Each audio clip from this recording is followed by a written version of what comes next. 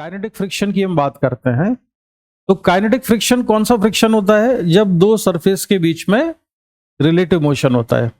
जब relative motion होता है दो सरफेसेस के बीच में, तब जो फ्रिक्शन लग रहा होता है उसको हम काइनेटिक फ्रिक्शन कहते हैं।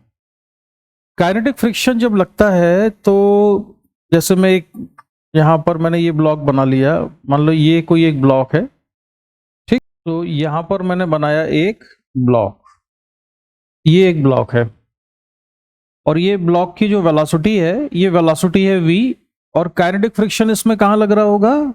Opposite to the direction of relative motion.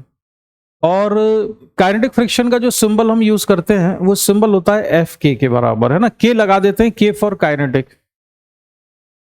अब जो काइनेटिक फ्रिक्शन होता है ये होता है F k is proportional to normal reaction. किसके प्रोपोर्शनल होगा? नॉर्मल रिएक्शन के, ठीक है। और जब साइन ऑफ प्रोपोर्शनलिटी हटाते हैं तो इसमें एक कांस्टेंट आ जाता है जिसको लिखते हैं हम म्यू के, और म्यू के कहलाता है कोएफिशिएंट ऑफ काइनेटिक फ्रिक्शन।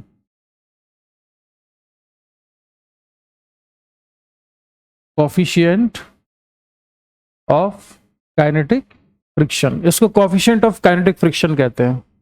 अब देखो हमारे सिलेबस में जो हम काइनेटिक फ्रिक्शन पढ़ेंगे उसमें तो हम ये मान के चलेंगे कि जो काइनेटिक फ्रिक्शन है वो कैसा है? कांस्टेंट है, as long as normal reaction is constant. अगर इस बॉडी पर लगने वाली नॉर्मल रिएक्शन कांस्टेंट है तो इस बॉडी के और हॉरिजॉन्टल सरफेस के बीच में लगने वाला जो काइनेटिक फ्रिक्शन है वो फ्रिक्शन भी कैसा रहेगा? कांस्टेंट रहेगा। लेकिन प्रैक्टिकली ना ये रिलेटिव वेलोसिटी पर डिपेंड करता है। अगर वेलोसिटी ज्यादा होगी तो फ्रिक्शन की वैल्यू चेंज हो जाती है। लेकिन हम ये वाली जो चीजें हैं ये नहीं मानेंगे, हम वही मान के चलेंगे जो हमारे सिलेबस में कहा गया है। हमारे सिलेबस में ये कहा गया है कि भाई काइनेटिक फ्रिक्शन को कांस्टेंट लेके चलना है। तो काइनेटिक फ्रिक्शन कैसा होगा? कांस्टेंट होगा, और वो डिपेंड किस पे करेगा? नॉर्मल रिएक्शन पर। एरिया ऑफ कांटेक्ट पे भी डिपेंड नहीं करता है। जैसे कई बार ऐसा होता है ना कि कई लोग गाड़ी के जो टायर होते हैं वो ज्यादा चौड़े टायर लगा लेते हैं जिससे कि ग्रिप अच्छी मिले। तो हमारे हिसाब से एरिया ऑफ कांटेक्ट पर फोर्स ऑफ फ्रिक्शन डिपेंड नहीं करता है। ये हम मान के चल रहे हैं कि force of friction does not depends on area of contact, लेकिन एक्चुअल में थोड़ा बहुत ये डिपेंड करता है, लेकिन हम ये मान के चलेंगे कि नहीं करता है, ठीक है। तो F k equal to mu के इंटू एन ये लेंगे, जिसमें म्यू के एक कांस्टेंट है। कोएफिशिएंट ऑफ फ्रिक्शन जो होते हैं, एक हमें कोएफिशिएंट ऑफ स्टैटिक फ्रिक्शन भी मिलेगा, कोएफिशिएंट ऑफ काइनेटिक फ्रिक्शन तो आप देख ही रहे हो। जनरली इनकी वैल्यू ना 0.1, 1/2, 1/4, 3/4 यानी लेस देन 1 दी होती है। लेकिन जरूरी नहीं है कि काइनेटिक फ्रिक्शन या जो कोएफिशिएंट ऑफ फ्रिक्शन है, चाहे वो स्टैटिक हो चाहे काइनेटिक हो, कोएफिशिएंट ऑफ फ्रिक्शन की वैल्यू 1 से ज्यादा भी हो सकती है। It is possible, more than 1 भी हो सकता है, 1 भी हो सकता है, लेस देन 1 भी हो सकता है, ठीक है। तीनों वैल्यूज पॉसिबल है। इसके अलावा ये जो रिलेशन आप देख रहे हो F k equal to mu के इंटू एन, इसमें एक चीज ये है कि जो फ्रिक्शन फोर्स और नॉर्मल रिएक्शन, इन दोनों की डायरेक्शन में क्या रिलेशन है? ये दोनों हमेशा परपेंडिकुलर होते हैं। जैसे मैंने यहां लिखा हुआ है, friction and normal forces are always perpendicular, ये दोनों हमेशा परपेंडिकुलर है। यानी कि ये वाली जो इक्वेशन आप देख रहे हो F k equal to mu k N, ये इक्वेशन कोई वेक्टर इक्वेशन नहीं है। वेक्टर के पॉइंट ऑफ व्यू से ये करेक्ट रिलेशन नहीं है। ये एक एक्सपेरिमेंटल रिजल्ट निकाला गया है। ये करेक्ट क्यों नहीं है वेक्टर के पॉइंट ऑफ व्यू से? क्योंकि लेफ्ट साइड में फोर्स एक वेक्टर है, फ्रिक्शन फोर्स एक वेक्टर है, राइट साइड में नॉर्मल रिएक्शन एक वेक्टर है। कोई भी इक्वेशन तभी बैलेंस होती है जब उसके मैग्नीट्यूड और डायरेक्शन दोनों सेम हो, दोनों तरफ। इक्वल टू के साइन के लेफ्ट में जो लिखा हुआ है, इक्वल टू के साइन के राइट में जो लिखा हुआ है, इन दोनों के डायरेक्शन और मैग्नीट्यूड दोनों सेम होना चाहिए, तब इक्वेशन बैलेंस कहलाती है। तो हमारी जो ये वाली इक्वेशन है ये स्केलर फॉर्म में सही है, वेक्टर फॉर्म में हम इसको नहीं लिख सकते, क्योंकि फ्रिक्शन फोर्स और नॉर्मल रिएक्शन की डायरेक्शन सेम नहीं होंगी, बोथ आर परपेंडिकुलर। ये क्लियर है कि नहीं ये बात? ठीक है। इसके अलावा ये पढ़ो जरा, equation F k equal to mu k N is only an approximate representation of complex phenomenon on a microscopic level friction and normal forces result from the intermolecular forces. ये हमने कल बात कर ली थी कि ये इंटरमॉलिक्यूलर फोर्सेज होते हैं। और कौन से फंडामेंटल फोर्स से रिलेटेड है? ये इलेक्ट्रोमैग्नेटिक फोर्स रिलेटेड है। Between two rough surfaces at points where they come into contact, वहां पर जो मॉलिक्यूल्स के बीच में फोर्स लग रहा होगा, इलेक्ट्रिकल फोर्स लग रहा होगा, उस पर डिपेंड करते हैं, उससे प्रोड्यूस होते हैं।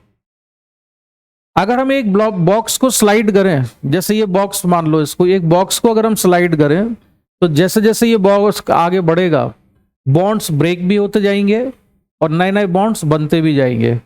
जैसे अभी ये वाला ग्राउंड का सरफेस कांटेक्ट में है या टेबल का जिसका भी सरफेस है ये, तो इसके और ब्लॉक के बीच में बॉन्ड बने हुए हैं। अब जैसे जैसे ब्लॉक जा रहा है तो यहां के वाले बॉन्ड टूटेंगे और नए वाले बॉन्ड्स बनेंगे। तो हमेशा सेम नंबर ऑफ बॉन्ड बनेंगे और टूटेंगे जरूरी नहीं होता है, उसमें वेरिएशन होता है। तो हम कहें कि काइनेटिक फ्रिक्शन की वैल्यू बिल्कुल एग्जैक्ट कांस्टेंट रहती है, तो ऐसा नहीं है, उसमें थोड़ा बहुत वेरिएशन होता है। लेकिन हमारे सिलेबस की जहां तक बात है, हम ये मान के चलेंगे कि ये relation F k equal to mu k N में ये कांस्टेंट रहेगा as long as normal reaction is constant. ठीक है। तो kinetic friction force perfectly constant नहीं होता है, लेकिन हम हमारे सिलेबस में आईआईटी जेईई और स्कूल के सिलेबस में मान के चलेंगे कि ये कांस्टेंट होता है, राइट। अच्छा, अब ये तो कौन सा फ्रिक्शन हुआ? Kinetic friction. तो शुभति, काइनेटिक फ्रिक्शन दो सरफेस के बीच में कब लगता है?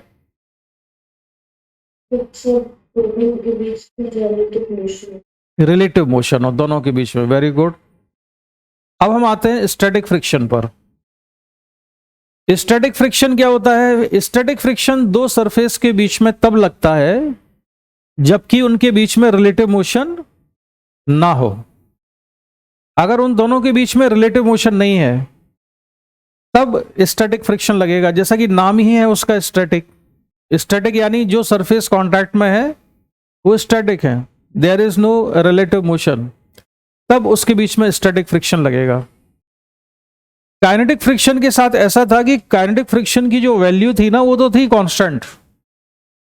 काइनेटिक फ्रिक्शन कांस्टेंट था, म्यू के एन के बराबर था, उसमें म्यू के भी कांस्टेंट है और नॉर्मल रिएक्शन भी कांस्टेंट है। लेकिन जो स्टैटिक फ्रिक्शन होता है, स्टैटिक फ्रिक्शन की वैल्यू कांस्टेंट नहीं होती है। स्टैटिक फ्रिक्शन जीरो से लेके एक सर्टेन मैक्सिमम वैल्यू तक चेंज हो सकता है। जो मैक्सिमम वैल्यू होती है स्टैटिक फ्रिक्शन की उसको लिमिटिंग फ्रिक्शन भी कहते हैं। ठीक है, फ्रिक्शन, स्टैटिक फ्रिक्शन की मैक्सिमम वैल्यू का नाम क्या है? एक और लिमिटिंग फ्रिक्शन भी कहते हैं।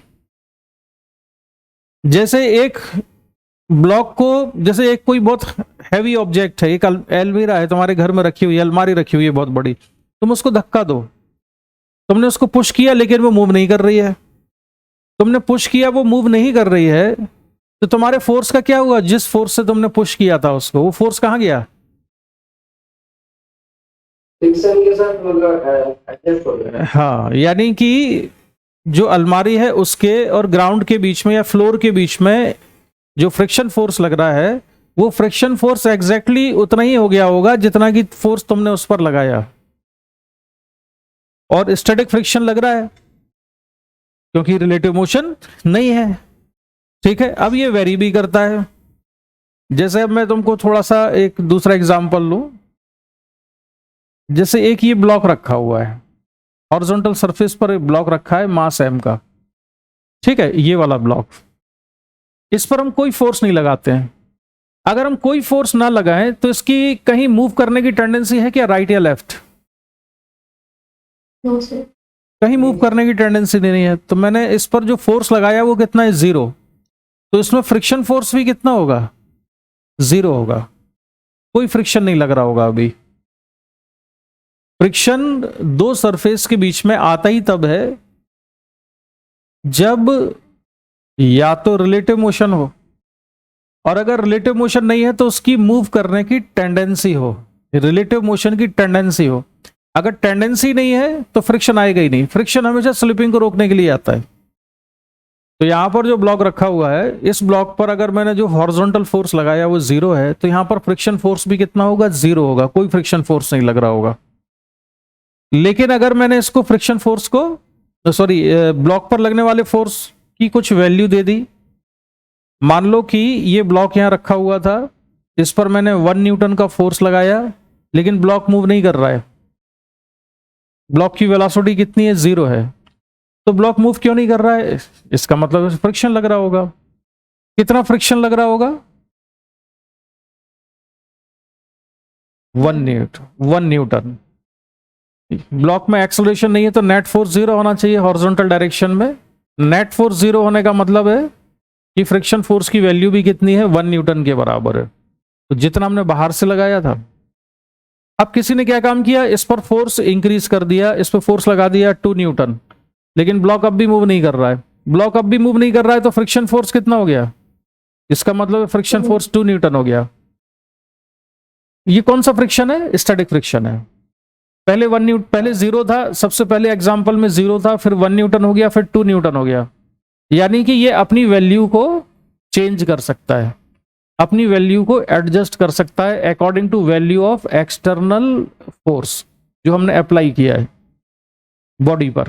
ठीक है, तो इसको ये भी कहते हैं कि जो स्टैटिक फ्रिक्शन होता है ये सेल्फ एडजस्टिंग फोर्स होता है, ये अपनी वैल्यू को एडजस्ट करता है according to value of external force. इसको नोट कर लो, static friction is a self adjusting force. Static friction is a self-adjusting force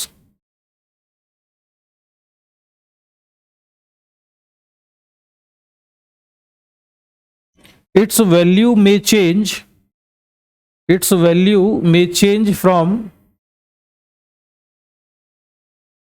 value may change from 0 to a certain maximum value, from 0 to a certain maximum value. Maximum value of static friction is called limiting friction. Maximum value of static friction is called limiting friction. कर लिया note इतना? अच्छा, अब क्या हुआ, इसी example हम फिर रुकते हैं जरा। अब मैंने इस पर फोर्स लगाया, मान लो 5 न्यूटन का, ब्लॉक अब भी मूव नहीं कर रहा है। लेकिन अब ब्लॉक ऐसी स्टेट में आ गया है कि अगर मैंने फोर्स को 5 न्यूटन से थोड़ा भी बढ़ाया, 5.001 न्यूटन किया, तो ये ब्लॉक मूव कर जाएगा। 5 न्यूटन पर मूव नहीं कर रहा है, लेकिन 5 न्यूटन से थोड़ा भी ज्यादा कर दिया तो ये मूव कर जाता है। तो इस समय फ्रिक्शन कितना लग रहा होगा इस पर? 5 न्यूटन होगा।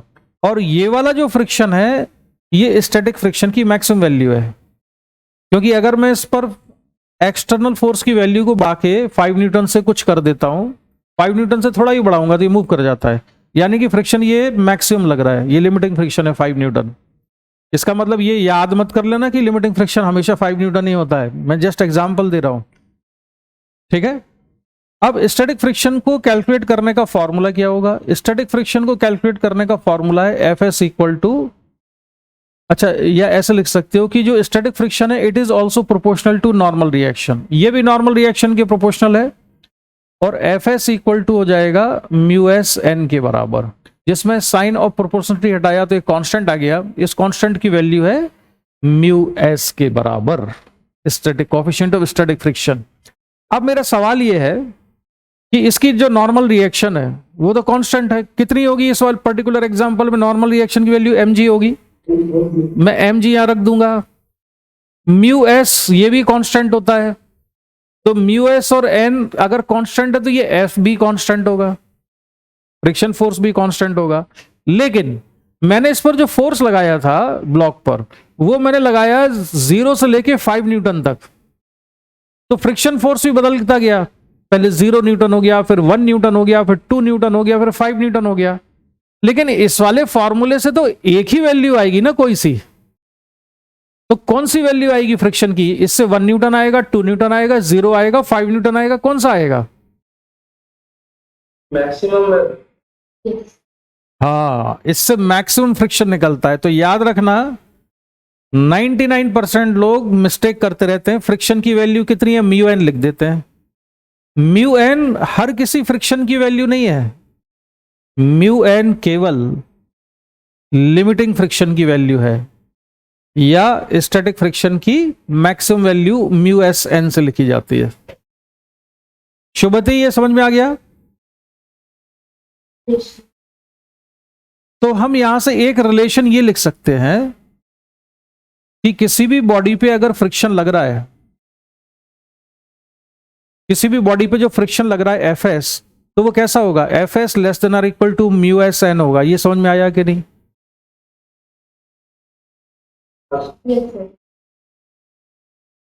अश्विका, आवाज नहीं है अश्विका तुम्हारी। हाँ तो अश्विका, ब्रेकफास्ट किया था आज? तो फिर आवाज क्यों नहीं आ रही है? अच्छा बड़ी धीमी धीमी आवाज आ रही है, डरी डरी सी तुम्हारी। शुभती, तुम बताओ, ये समझ में आया? Yes sir. इसमें म्यू एस एन क्या चीज है? शुभती बोलती जाओ, तुम बोलती नहीं हो इसलिए मैं बुलवाने की कोशिश कर रहा हूं तुमसे। म्यू एस एन क्या है, बोलो Shubhati. What is mu S N? नहीं, mu S into N, product जो है ये म्यू एस इंटू एन, ये किस चीज के बराबर है? Maximum friction. और ये एफ, हाँ, और एफ एस क्या है? फ्रिक्शन। ये स्टैटिक फ्रिक्शन की कोई भी आर्बिट्ररी वैल्यू है, और ये कोई भी आर्बिट्ररी वैल्यू है, ये मैक्सिमम फ्रिक्शन के या तो बराबर होगी या उससे कम होगी। अच्छा, फ्रिक्शन के बारे में हम ये लिख सकते हैं क्या, स्टैटिक फ्रिक्शन के बारे में, कि एफ एस लेस देन और equal to F S maximum, ये लिख सकते हैं क्या? एफ एस लेस देन और equal to F S maximum. ये फ्रिक्शन के बारे में नहीं, ये हम किसी भी चीज के बारे में लिख सकते हैं, है ना? जैसे मान लो, मैं एक एग्जांपल दूं तुम्हें। एक कोई कार है, बड़ी अच्छी कार है, स्पोर्ट्स कार है, और वो तुम्हारे सामने से जा रही है। किसी ने पूछा कि वो कार की स्पीड बताओ क्या है, तो तुम स्पीड नहीं बता पाओगे उसकी। लेकिन मान लो उस कार की तुम्हें मैक्सिमम स्पीड पता है कि वो कितनी मैक्सिमम स्पीड से मूव कर सकती है। मान लो उस कार की मैक्सिमम स्पीड है 250 किलोमीटर पर आवर। ये मैक्सिमम पॉसिबल स्पीड है जो कि टेस्टिंग कंडीशन में अचीव करती है वो। जैसे कंपनी बताती है ना, जब गाड़ी बेचती है कि भाई मैक्सिमम स्पीड इसकी ये है, मैक्सिमम टॉर्क इतना है, मैक्सिमम पावर इतनी है इंजन की। तो मान लो उसमें लिखा हुआ था कार में कि उसकी मैक्सिमम पॉसिबल स्पीड जो अचीव कर सकती है वो कितनी है, 250 मीटर पर सेकंड है। नहीं यार, 250 मीटर पर सेकंड बहुत ज्यादा हो जाएगा, 250 किलोमीटर पर आवर रखो।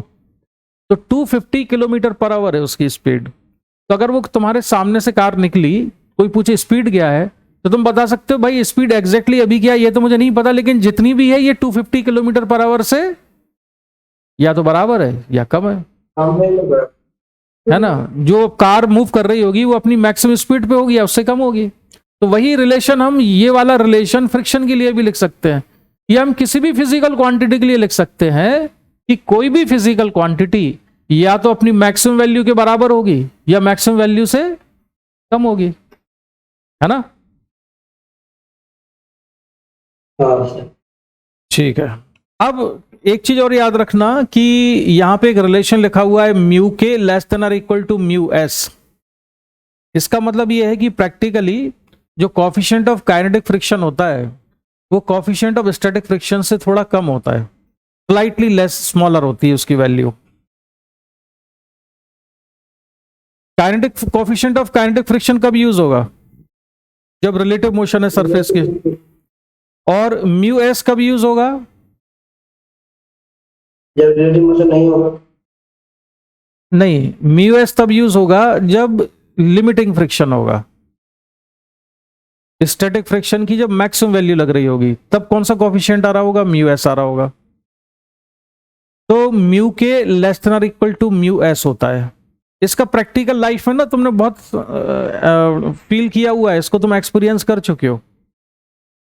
जैसे कि एक बड़ा बॉक्स है, उस बड़े बॉक्स को तुम पुश कर रहे हो, तो पुश कर जैसे जैसे फोर्स बढ़ाते जाते हैं उसके मूव करने की टेंडेंसी बढ़ती जाती है, और जैसे ही तुमने फोर्स लगाया एक सर्टेन लेवल पर तो मूव कर गया। लेकिन जब वो एक बार मूव कर जाता है तो फिर उसे कंटिन्यूअसली मूव कराने में थोड़ा कम फोर्स लगाना पड़ता है। ये फील किया कि नहीं? एक बार वो चल पड़े तो फिर थोड़ा सा कम फोर्स लगाना पड़ता है। इसलिए हाँ इसीलिए किसी चीज को धक्का देते समय हम डरते हैं कि जितना खिसका रहे हैं कि उससे ज्यादा ना खिसक जाए, कि हमने जितना फोर्स लगाया उससे अगर जैसे ही मूव करेगा तो एकदम से ज्यादा मूव कर जाएगा। दोबारा समझो मैं क्या कह रहा हूं। कोफिशिएंट ऑफ काइनेटिक फ्रिक्शन की value coefficient of static friction से थोड़ी सी कम होती है, और नॉर्मल रिएक्शन मान लो कांस्टेंट है। तो एक ब्लॉक है, ये मैंने एक ब्लॉक बनाया, इसका मास हम लिख लेते हैं 20 kg। तो ग्रेविटेशनल फोर्स लग रहा होगा इस पर नीचे 200 न्यूटन, और नॉर्मल रिएक्शन होगा n। तो n की वैल्यू कितनी आई नॉर्मल रिएक्शन की? 200 न्यूटन हो जाएगी नॉर्मल रिएक्शन की वैल्यू, ठीक है। अच्छा, अब मान लेते हैं कि कोफिशिएंट ऑफ स्टैटिक फ्रिक्शन है μs इक्वल टू 0.5 और काइनेटिक फ्रिक्शन है 0.4। तो लिमिटिंग फ्रिक्शन यानी कि स्टैटिक फ्रिक्शन की मैक्सिमम वैल्यू कितनी आ जाएगी? एफएस मैक्सिमम कितना होगा? 0.5 इंटू 200, म्यू एन होता है ना, तो इसमें स्टैटिक फ्रिक्शन में 0.5 यूज करेंगे। कितना हुआ ये? 100 न्यूटन। और एफ के कितना आएगा शुभती?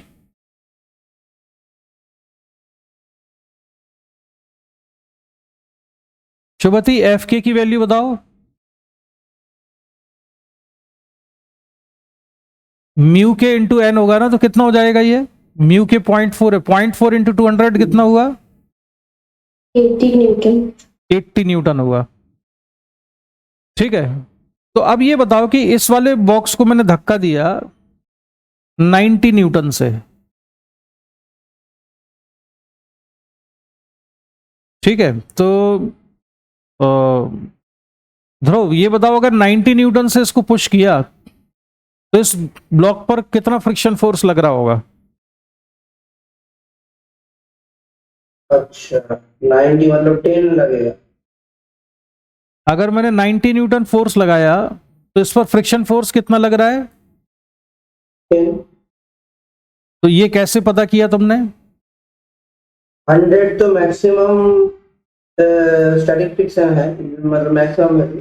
तो फिर 10 तक 10 लग रहा है, और 10 हम जब क्रॉस कर जाएंगे तो 100 पॉइंट ऑन कर देंगे तब चलने लगेगा। तुम इतनी सारी चीज बता रहे हो, ये तो पूछी नहीं थी अभी। अभी मुझे सवाल और पूछने दो तुमसे। अच्छा, 10 न्यूटन जो फ्रिक्शन लग रहा है वो किस डायरेक्शन में लग रहा है?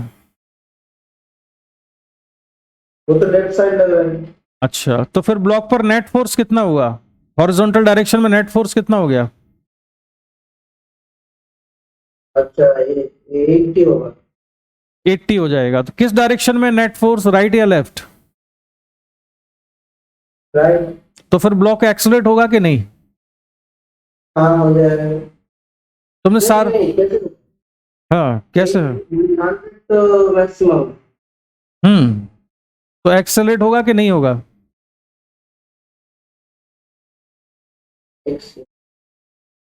चलो तुम इस पर सोचो, तब तक हम पूछते हैं शुभती से। शुभती ये बताओ, इस वाले ब्लॉक पर हमने बाहर से 90 न्यूटन फोर्स लगाया, तो इस पर फ्रिक्शन फोर्स कितना लग रहा है यहाँ? 200 न्यूटन। दोबारा बोलो बेटा, कितना? 80? 200। कितना 80 बोला तुमने? नहीं सर 200। 200? मैंने क्या पूछा है तुमसे ये बताओ। मैंने ये पूछा कि अगर ये 90 न्यूटन का फोर्स इस पर लगाता हूं तो इस पर फ्रिक्शन कितना लग रहा होगा? 80 न्यूटन। 80 बोला तुमने? Yes sir. तो कैसे 80 कैसे निकाला, मुझे बताओ जरा।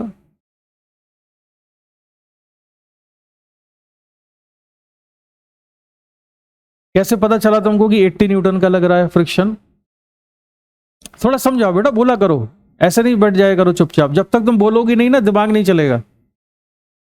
काइनेटिक फ्रिक्शन 80 न्यूटन है। अगर तो ये तो मतलब तुम्हारे हिसाब से ये ब्लॉक मूव कर रहा है, बोलो ब्लॉक मूव कर रहा है कि नहीं अभी 90 न्यूटन फोर्स लगाने से? नहीं तो नहीं, तो जब ब्लॉक मूव नहीं कर रहा है तो फिर काइनेटिक फ्रिक्शन क्यों लगेगा? Yes sir.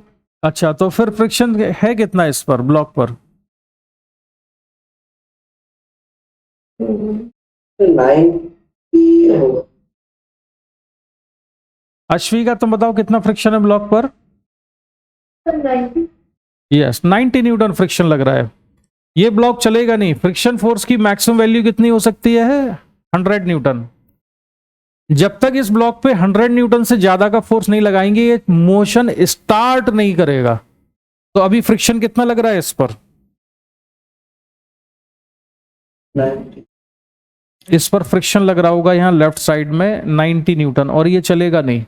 राइट साइड में हमने धक्का दिया 90 न्यूटन से, लेफ्ट साइड में फ्रिक्शन लग गया 90 न्यूटन, नहीं चला ये। इसके बाद ये बताओ कि अगर मैंने फोर्स की वैल्यू बदल दी, 100 न्यूटन कर दी फोर्स की वैल्यू, या 101 न्यूटन कर दी, तो अब इस पर फ्रिक्शन कितना लग रहा होगा बताओ?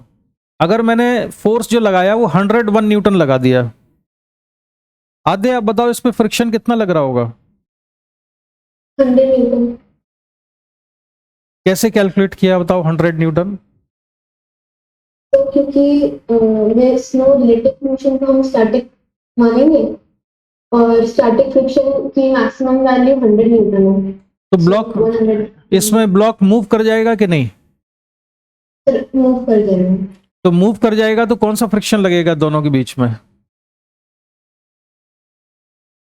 स्टैटिक या काइनेटिक? स्टैटिक ही लगेगा ना, रिलेटिव मोशन में नहीं। रिलेटिव मोशन क्यों नहीं होगा स्टार्ट इसमें? तो ग्राउंड से देखो। हाँ, तो ग्राउंड से देखो, तुमने कितना फोर्स लगा दिया यहां से? 101 न्यूटन लगाया। और मैक्सिमम फ्रिक्शन कितना है जो रोक सकता है इसको? 100 न्यूटन। तो मैक्सिमम फ्रिक्शन से ज्यादा फोर्स लगाया है ना, यस सर। तो ये मूव करेगा कि नहीं? मूव करेगा। अगर ये मूव करेगा तो ग्राउंड की और ब्लॉक के बीच में जो फ्रिक्शन लग रहा है वो कौन सा फ्रिक्शन है, काइनेटिक या स्टैटिक?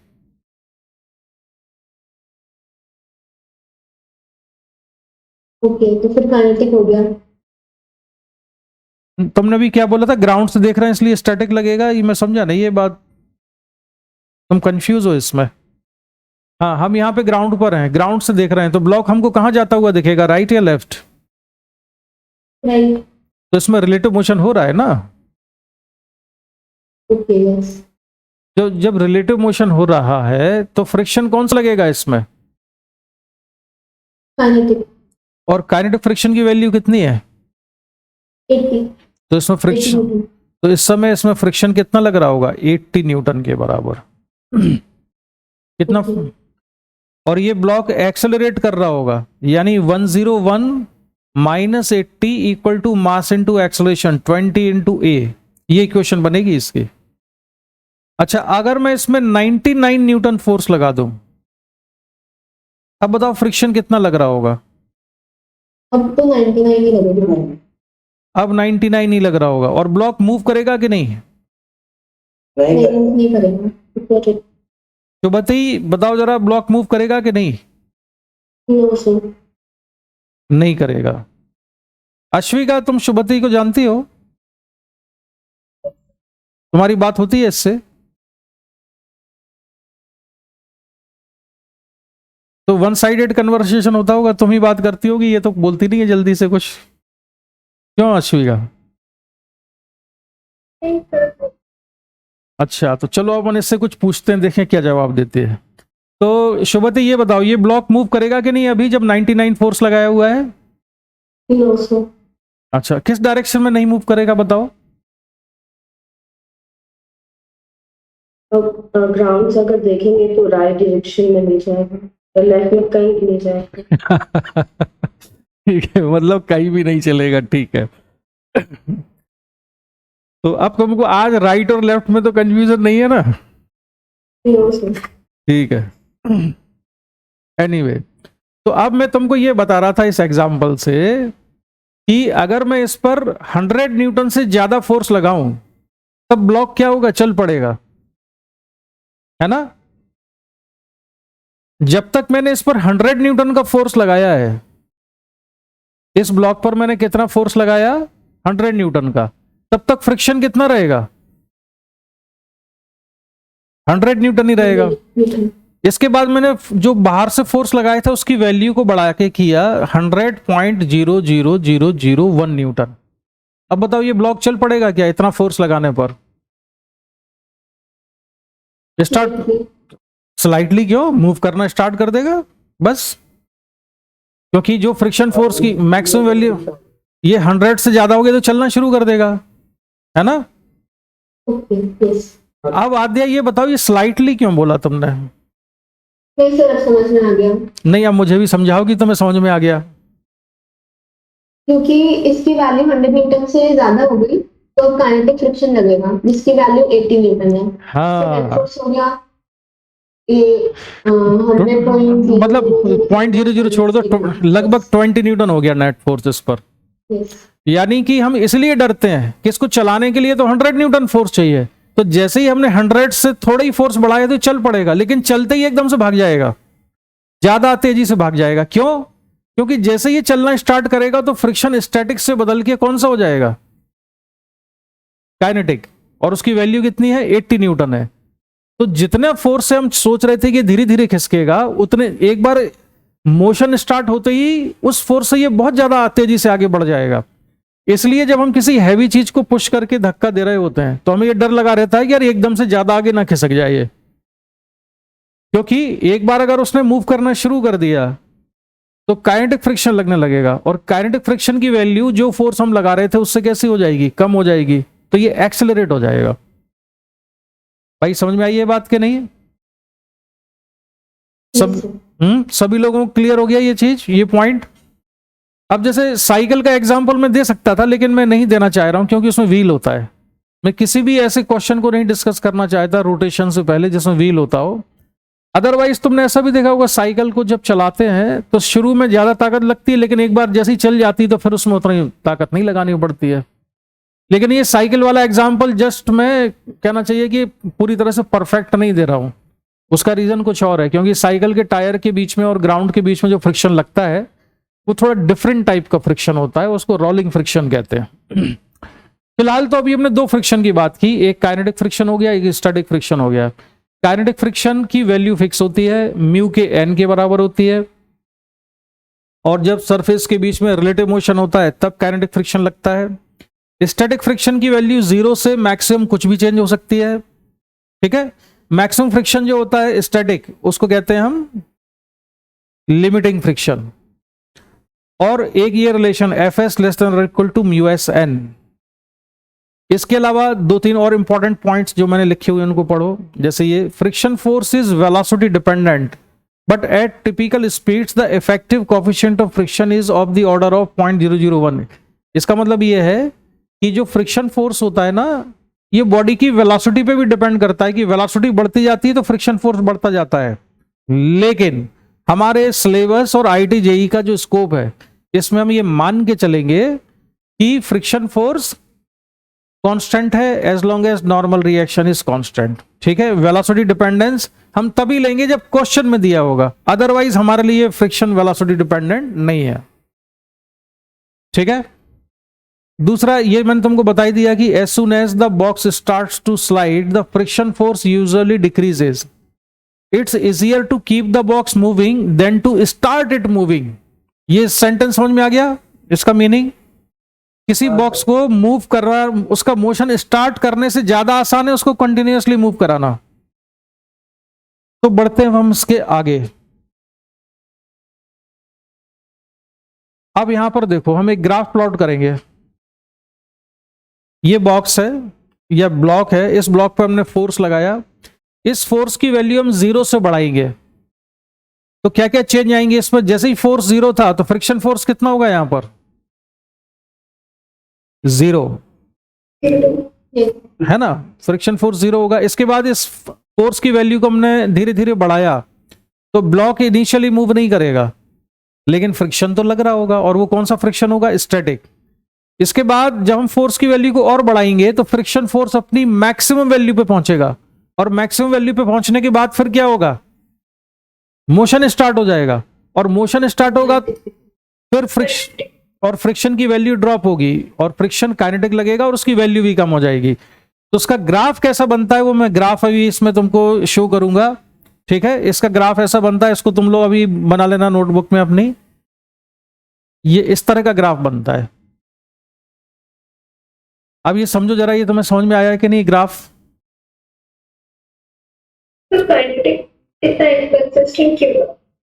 देखो यहां पर एफएस मैक्सिमम बना हुआ है, मैक्सिमम फ्रिक्शन तक पहुंचा। इसके बाद फिर फ्रिक्शन की वैल्यू सडनली ड्रॉप हुई, और कहां पर आ गए हम? काइनेटिक फ्रिक्शन पर। और काइनेटिक फ्रिक्शन फिर कैसा बना हुआ है? ये कांस्टेंट। लेकिन इसमें थोड़े थोड़े से जो ऊपर नीचे दिख रहे हैं ना, ये हमने ग्राफ ना ज्यादा एक्यूरेट बना दिया है।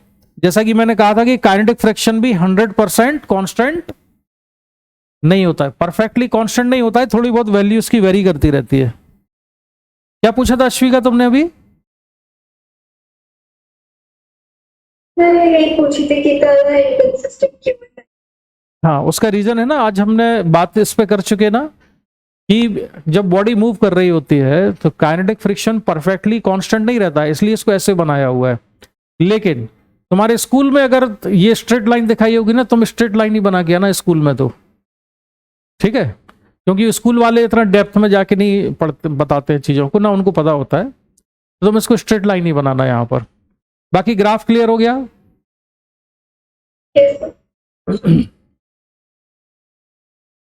सर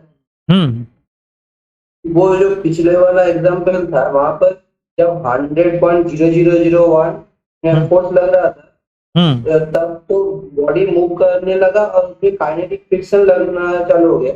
हाँ, तो वो उसका वैल्यू भी था 100 नहीं, जो 80, काइनेटिक फ्रिक्शन 80 न्यूटन था। 80 था, हाँ 80 था। तो जब वो काइनेटिक फ्रिक्शन 80 लग रहा था, तब फोर्स क्या 0.001 ही लगता है या 100.001? 100.001 भाई, वो फ्रिक्शन फोर्स थोड़ी लगा रहे थे, वो तो एक्सटर्नल फोर्स जो धक्का दे रहा था ब्लॉक को, वो लगा हुआ था, उसकी वैल्यू तो फिक्स। वो तो 100, वो तो फोर्स कांस्टेंट है, 100.001 ही लिया था हमने। अच्छा, नहीं, तुम्हारा डाउट क्या है इसमें? नहीं मतलब मैं बोल रहा था जो काइनेटिक फ्रिक्शन लग रहा है पीछे, तब फोर्स कितना लग रहा है? वो तो हमारे ऊपर डिपेंड करता है। एक बार बॉडी को मूव करा दिया हमने 100.001 लगा के, अब हम चाहें तो उसमें अगर 90 न्यूटन फोर्स लगाएंगे तब भी ब्लॉक एक्सलेटेड रहेगा। एक मोशन अगर स्टार्ट हो गया और अगर हमने फोर्स को डिक्रीज करके 90 न्यूटन कर दिया, तब भी वो एक्सलेट करता, क्योंकि काइनेटिक फ्रिक्शन 80 न्यूटन था। एनीवे, चलो जरा ये और पढ़ लो, रोलिंग फ्रिक्शन। रोलिंग फ्रिक्शन नाम की एक चीज और होती है। रोलिंग फ्रिक्शन तब लगता है जबकि कोई व्हील रोल कर रहा होता है, और रोलिंग फ्रिक्शन की वैल्यू काइनेटिक फ्रिक्शन की वैल्यू या स्टैटिक फ्रिक्शन की वैल्यू से बहुत कम होती है। इसलिए मैक्सिमम चीजें जो हम पढ़ते हैं या चलती हैं ट्रांसपोर्टेशन के लिए, उसमें व्हील होता है। रोल करने का मतलब ये होता है कि इसमें एक तो वेलोसिटी v है और साथ साथ इसमें एक एंगुलर वेलोसिटी ओमेगा भी है, घूमता भी है और आगे भी जाता है। उस समय जो फ्रिक्शन लग रहा होता है उसको हम क्या कहते हैं? रोलिंग फ्रिक्शन कहते हैं। इसके बारे में हम ज्यादा कुछ नहीं पढ़ेंगे अभी, बस तुमको नाम सुना दिया जिससे तुम्हें लगे नहीं ऐसा कि तुमने कभी कहीं क्लास में या कहीं पर इसका जिक्र हो तो तुम्हें ऐसा लगे ना कि ये चीज तुमने कभी सुनी नहीं है।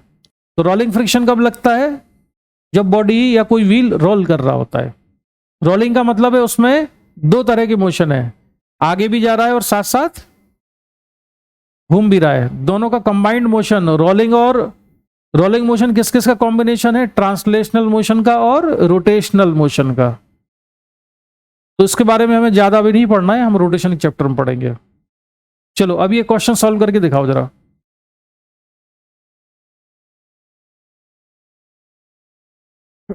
wedge is fixed and block is in equilibrium. Coefficient of static friction between block and wedge is mu s. Friction force between block and the wedge is. तो ब्लॉक की और वेज के बीच में कितना फ्रिक्शन फोर्स लग रहा है ये हमको बताना है.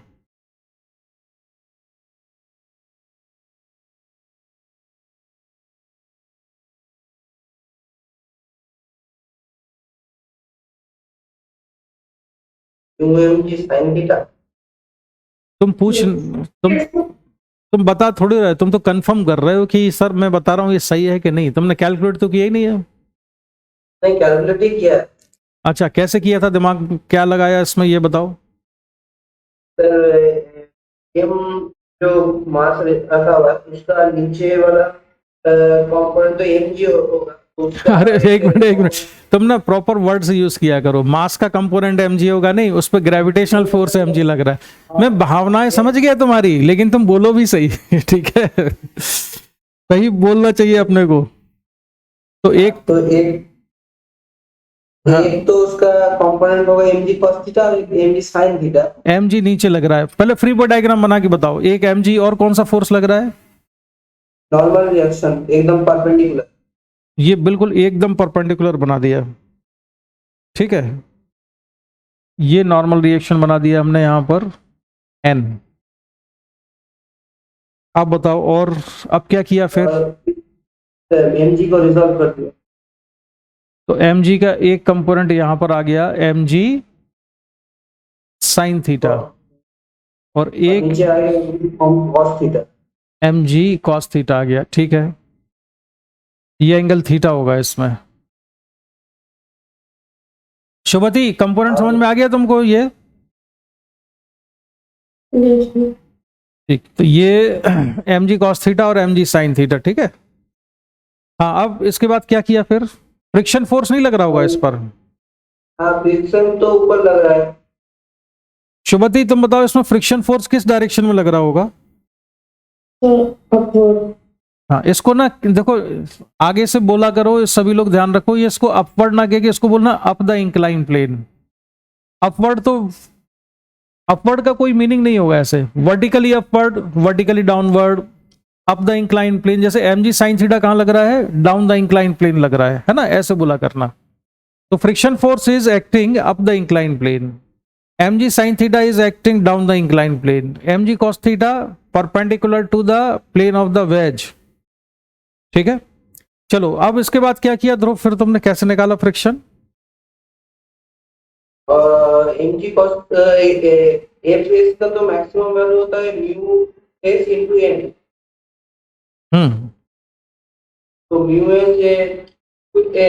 ये तो सर n तो है mg cos थीटा, तो mu s into mg cos theta. अभी तुमने mu mg sin थीटा बोला था. sin theta. अच्छा, आद्या तुम बताओ जरा इसमें फ्रिक्शन फोर्स कितना होगा. अच्छा, अब तुम अपना एक्सप्लेनेशन दो. तुमने कैसे पता किया mu mg sin थीटा है. तो ये क्वेश्चन में गिवन है कि ब्लॉक इक्विलिब्रियम में है. ठीक है. तो क्योंकि स्टैटिक मोशन है, स्टैटिक फ्रिक्शन लगेगा क्योंकि there is relative motion.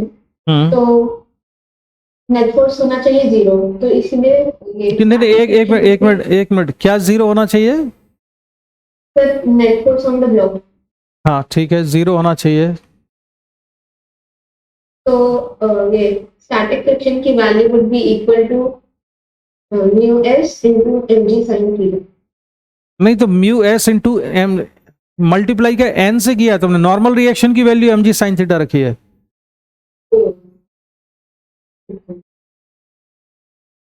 mg cos theta. अच्छा, अश्विका तुम बताओ तुम्हारे हिसाब से क्या आंसर है.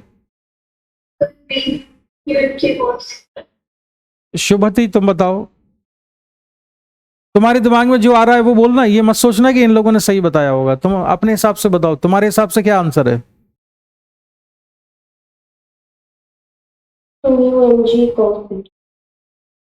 सभी ने गलत आंसर दिया इसका.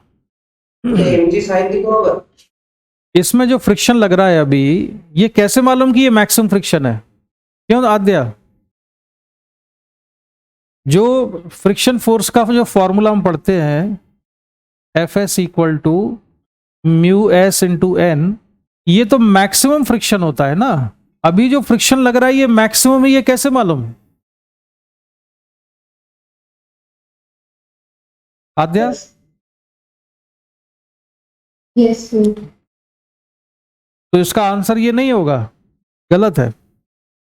इसका आंसर होगा एम जी साइन थीटा, क्योंकि हमको ये जरूर तुमने एक्सप्लेनेशन के काफी करीब पहुंच गई थी तुम लगभग, लेकिन तुमने ना कंक्लूजन गलत निकाला।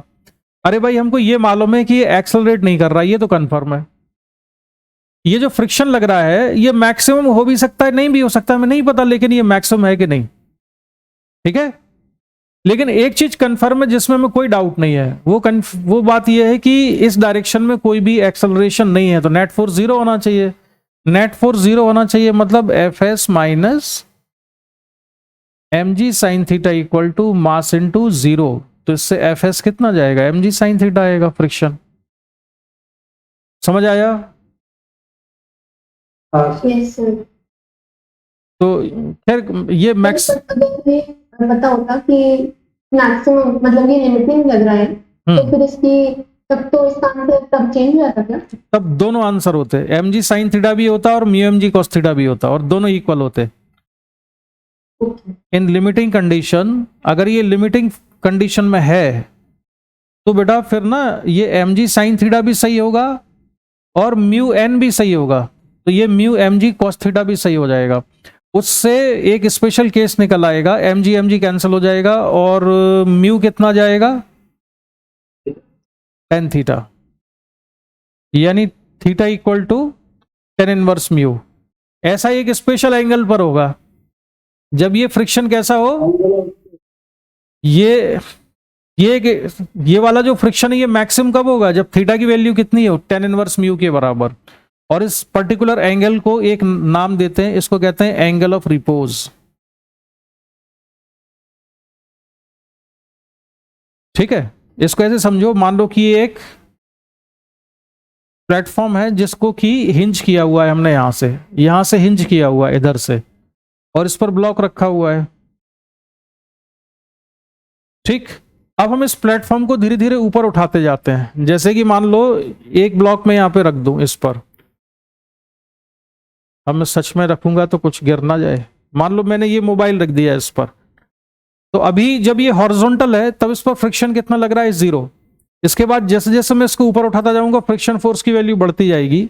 एक पर्टिकुलर एंगल ऐसा आएगा जिस पर ये जस्ट स्लाइड करने वाला होगा। जैसे ही ये स्लाइड करने वाला है उस समय एम जी साइन थीटा यहां लग रहा है, फ्रिक्शन यहां लग रहा है, तो एम जी साइन थीटा और फ्रिक्शन इक्वल है, ये तो है ही है, लेकिन फ्रिक्शन अपनी मैक्सिमम वैल्यू पर पहुंच चुका है, because this is about to slide, ये स्लाइड करने वाला है और फ्रिक्शन मैक्सिमम वैल्यू पर पहुंच गया है। तो ये कंडीशन भी सेटिस्फाई होगी कि फ्रिक्शन कितना होना चाहिए, mu M G cos theta होना चाहिए। तो फ्रिक्शन की value M G sine theta से भी मिलेगी और mu M G cos theta से भी मिलेगी, और दोनों कैसे होने चाहिए, बराबर।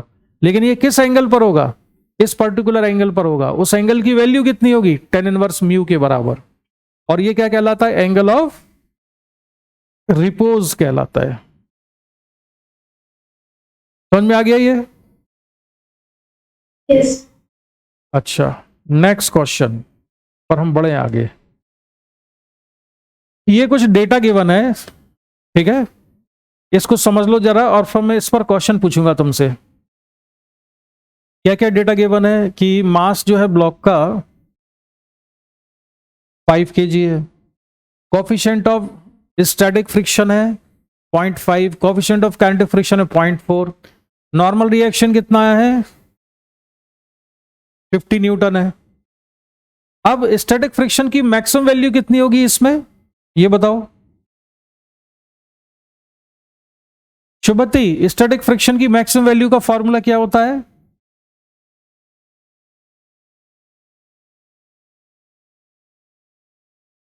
तो म्यू एस कितना है इसमें, 0.5।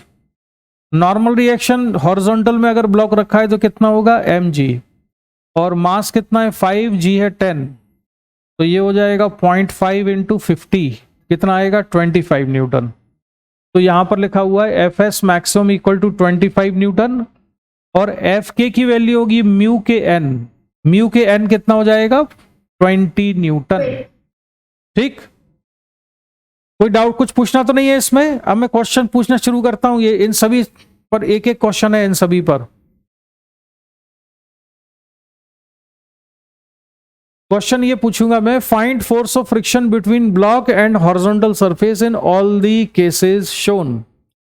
तो पहले तो ये बताओ, जब हमने यहां पर कोई भी हॉरिजॉन्टल फोर्स नहीं लगाया हुआ है, तब यहां फ्रिक्शन कितना लग रहा है? 0। तो यहां पर फ्रिक्शन 0 है। ठीक, चलो दूसरा वाला केस।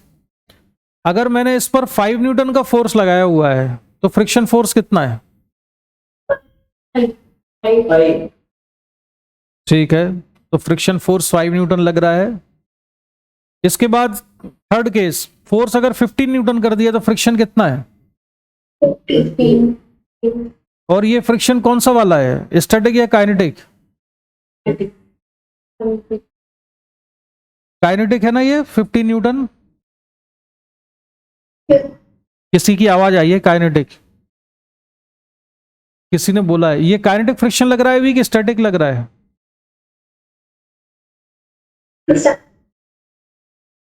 अश्विका तुम, स्टैटिक फ्रिक्शन, स्टैटिक फ्रिक्शन है भाई। ब्लॉक अभी चलना थोड़ी शुरू करेगा 15 न्यूटन पे। हाँ, अब बताओ जरा, अगर हमने F इक्वल टू 25 न्यूटन लगा दिया फोर्स, तो फ्रिक्शन फोर्स कितना होगा? 25 ही होगा। और अब हमने इसके बाद F इक्वल टू 30 न्यूटन लगा दिया, 20 न्यूटन।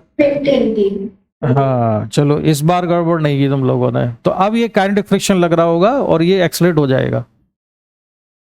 अब एक डेफिनेशन और पढ़ना है हमको, एंगल ऑफ फ्रिक्शन। तो मैं वहां पर पढ़ा दिया तुम्हारे यहां पर एंगल ऑफ फ्रिक्शन बच्चों। अभी हमने दो एंगल, डेफिनेशन दिखाई थी, बस समझ में नहीं आया। हाँ चलो, ये बहुत सिंपल सा है। ये एक ब्लॉक है, इस ब्लॉक को हमने फोर्स F लगा के पुल किया, और अभी फ्रिक्शन फोर्स का ये ब्लॉक मूव नहीं कर रहा है, तो फ्रिक्शन कौन सा लग रहा है? स्टैटिक फ्रिक्शन लग रहा है ना। ठीक है, तो डेफिनेशन पढ़ो, angle between resultant contact force and normal force. किस किस के बीच का? Angle between resultant contact force and normal force exerted by the body on the other is called angle of friction। पहले पढ़ो, अभी तुम्हारे दिमाग में ना ये इसके वर्ड्स की प्रोसेसिंग हुई नहीं है, पहले जरा समझो आराम से क्या मतलब हुआ इसका।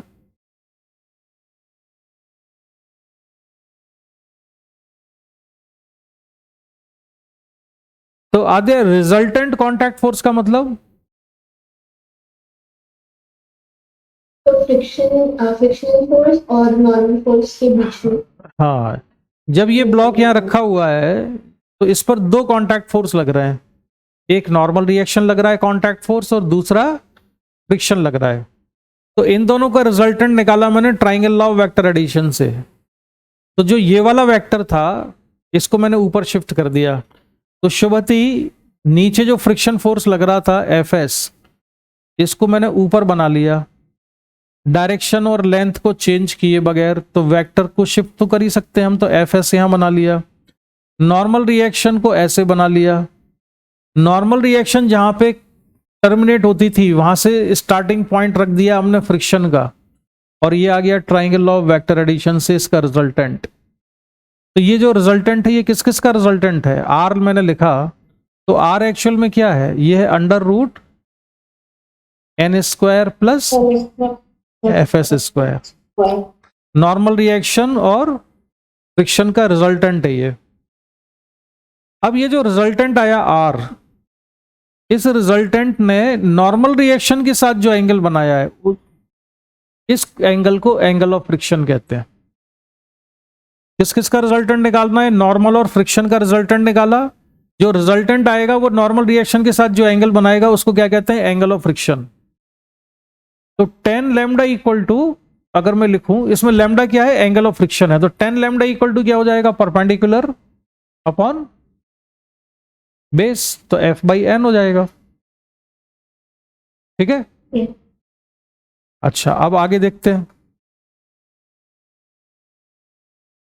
अब एक क्वेश्चन है इस पर कि show that if lambda be the angle of friction and mu coefficient of static friction then lambda less than और equal to tan inverse mu. इसको प्रूव कर सकते हो?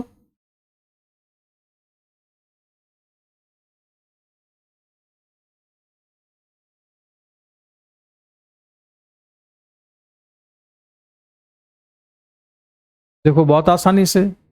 अच्छा ये बताओ भाई सभी लोग कि ये समझ में आ गया कि नहीं, tan lambda equal to F by N होगा। Yes, sir. Yes. तो एफ इक्वल टू कितना होगा? एन इंटू टेन लैम्डा के बराबर। अब ये जो फ्रिक्शन लग रहा है ये स्टैटिक फ्रिक्शन है, लेकिन ये मैक्सिमम तो नहीं है ना, हमें नहीं पता। तो ये एफ कैसा होगा? लेस देन और equal to F S maximum. F less than और equal to F S maximum होगा ना। Yes, sir. अब एफ की वैल्यू कितनी है? एन 10 लैम्डा है।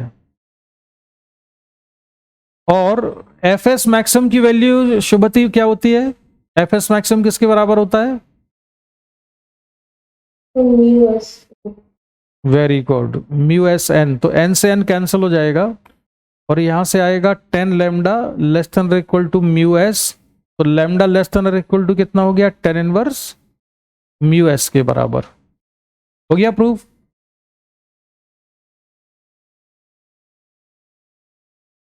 आगे समझ में ये कैसे प्रूफ किया हमने।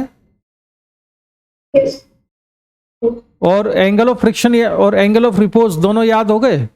एंगल ऑफ रिपोज का मतलब है कि किसी ब्लॉक को if we put a block on horizontal plane and then we starts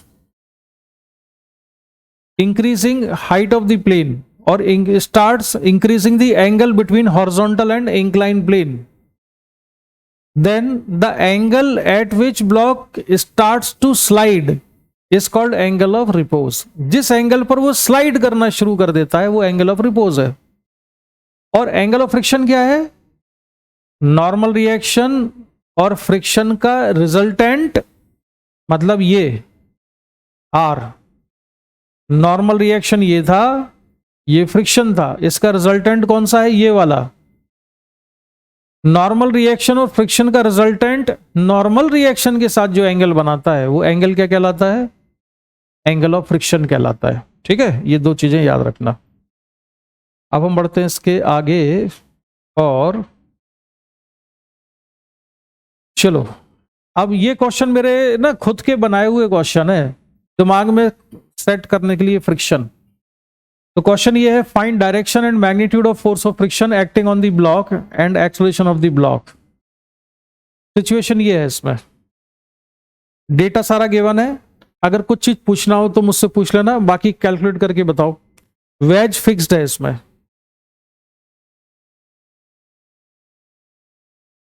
अभी लगभग 2 से 3 मिनट तक मेरे से कुछ मत पूछना, ठीक है? अपने आप आंसर निकालो, भले गलत आ रहा है तो निकालो, लेकिन मतलब अप्रोच करने की कोशिश करो। गलती हो रही है होने दो, मैं सुधार दूंगा बाद में गलती, लेकिन करो अपने आप से।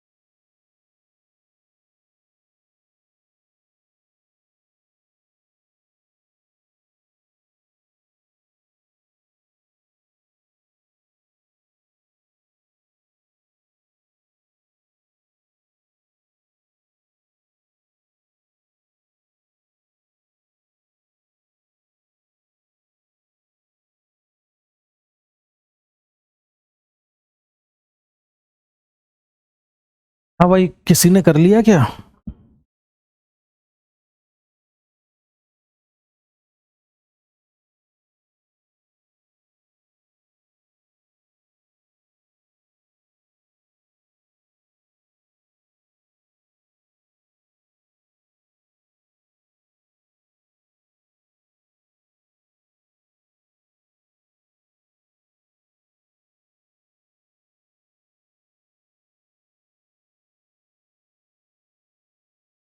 नॉर्मल रिएक्शन की वैल्यू निकाली कितनी है?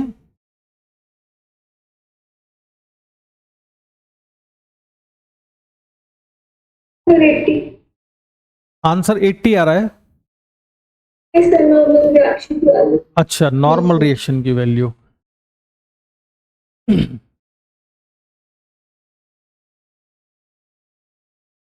ध्रुव तुमने एक्सेलरेशन 0.5 नहीं 1/5 और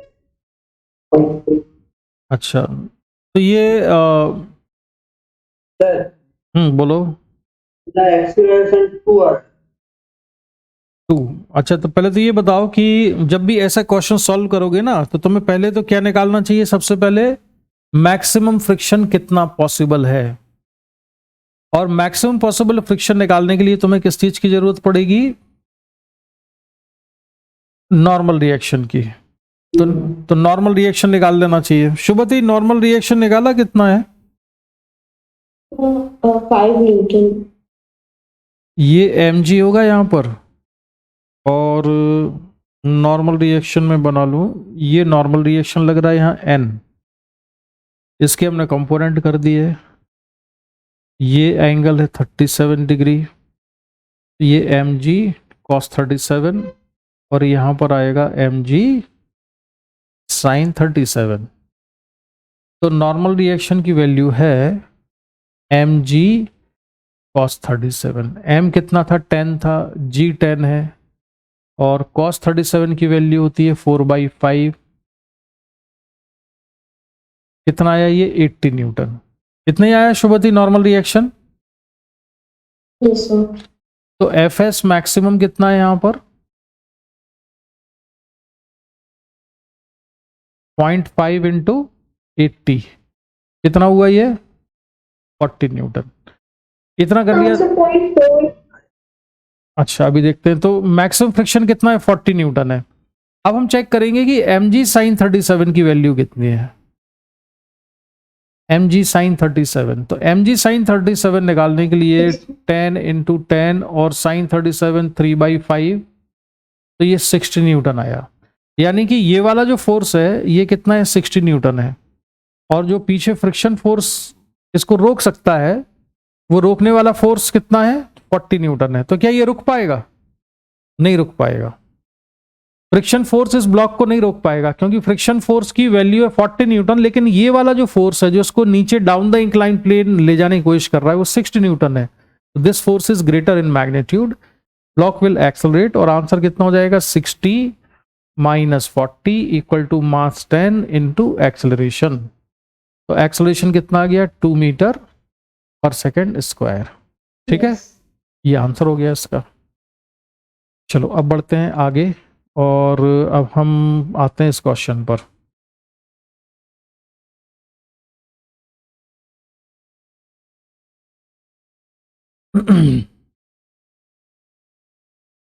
अब क्वेश्चन है जो आप देख रहे हो ऊपर, डेटा पहले जैसा ही है, बस केवल एक चीज में चेंज है। क्या चेंज है इसमें? किस में चेंज है? Direction of force. हाँ, डायरेक्शन ऑफ फोर्स में चेंज है। तो सॉल्व करो और मुझे बताओ कि इसका आंसर क्या होगा।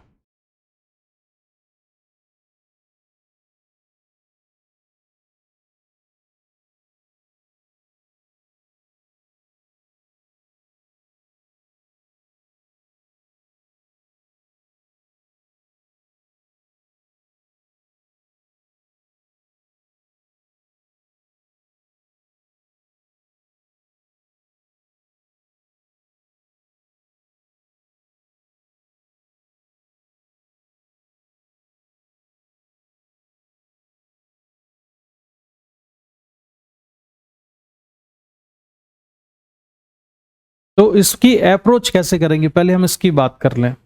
जब भी इस तरह के क्वेश्चन सॉल्व करेंगे तो सबसे पहले तो हमें ये चेक करना चाहिए कि मैक्सिमम पॉसिबल फ्रिक्शन अवेलेबल कितना है इनके बीच में। उसके लिए तो हमें निकालना पड़ेगा नॉर्मल रिएक्शन और फिर निकालोगे म्यू एन, ठीक है। सर आगे आंसर। कितना? सर ये फोर्स आ रही है, फोर्स आ रहा है 30 न्यूटन और एक्सेलरेशन आ रहा है 0। और फ्रिक्शन कितना आ रहा है? जो फ्रिक्शन 30 फोर्स न्यूटन। जो अभी लग रहा है ब्लॉक पर, यस सर। ठीक है। एम जी साइन थीटा की वैल्यू कितनी है इसमें? 60 न्यूटन है। इतना ही था एम जी साइन थीटा 60, और नॉर्मल रिएक्शन की वैल्यू 80 न्यूटन है एम जी कॉस थीटा। एफ मैक्सिमम कितना है? 40 न्यूटन है ना। मैक्सिमम पॉसिबल फ्रिक्शन 40 न्यूटन है। ये आंसर नहीं है, ये तो जस्ट फैक्ट बता रहे हैं हम कि ये इतना है। अब इस पर जो फोर्स लगाया है वो नीचे से हमने कितना लगाया है? 30 न्यूटन। अब इसका फ्रीवर डायग्राम बनाओ जरा, ब्लॉक का कौन कौन से फोर्स होंगे। आद्य नॉर्मल एम जी साइन थीटा यहां लग रहा होगा, कितना होगा ये एम जी साइन थीटा? कितने न्यूटन है? 60 न्यूटन है। ये नॉर्मल रिएक्शन लग रहा है यहां, और यहां पर है एम जी कॉस थीटा। एम जी कॉस थीटा की वैल्यू कितनी है?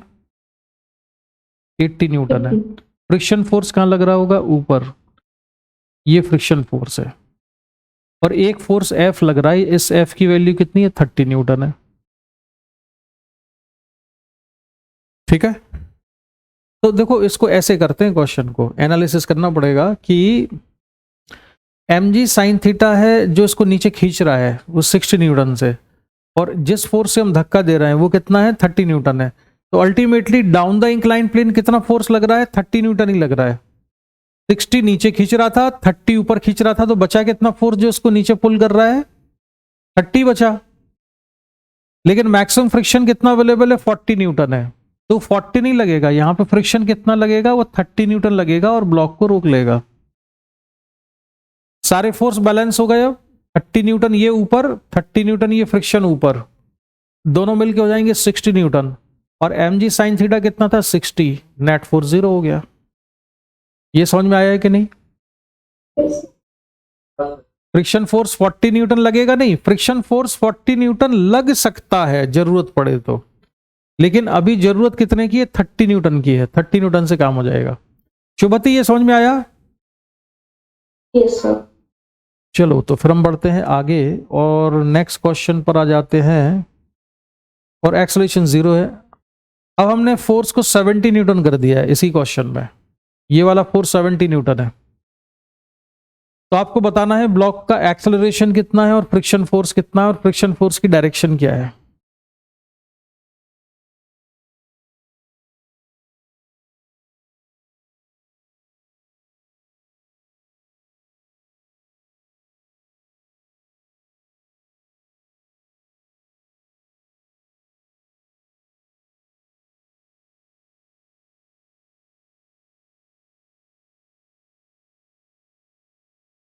तो बती इसमें एम जी साइन थीटा कितना आएगा?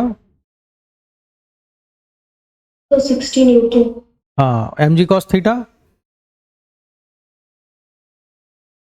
80 न्यूटन। और मैक्सिमम फ्रिक्शन या लिमिटिंग फ्रिक्शन कितना आएगा? 40 न्यूटन। हाँ ठीक। अब बस अब एनालिसिस करो जरा, ये वैल्यूज तुमने सही निकाल ली है।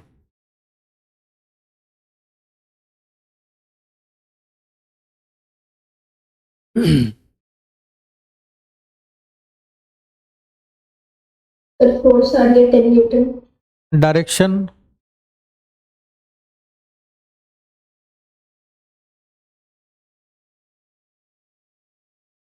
फ्रिक्शन फोर्स किस डायरेक्शन में लग रहा है?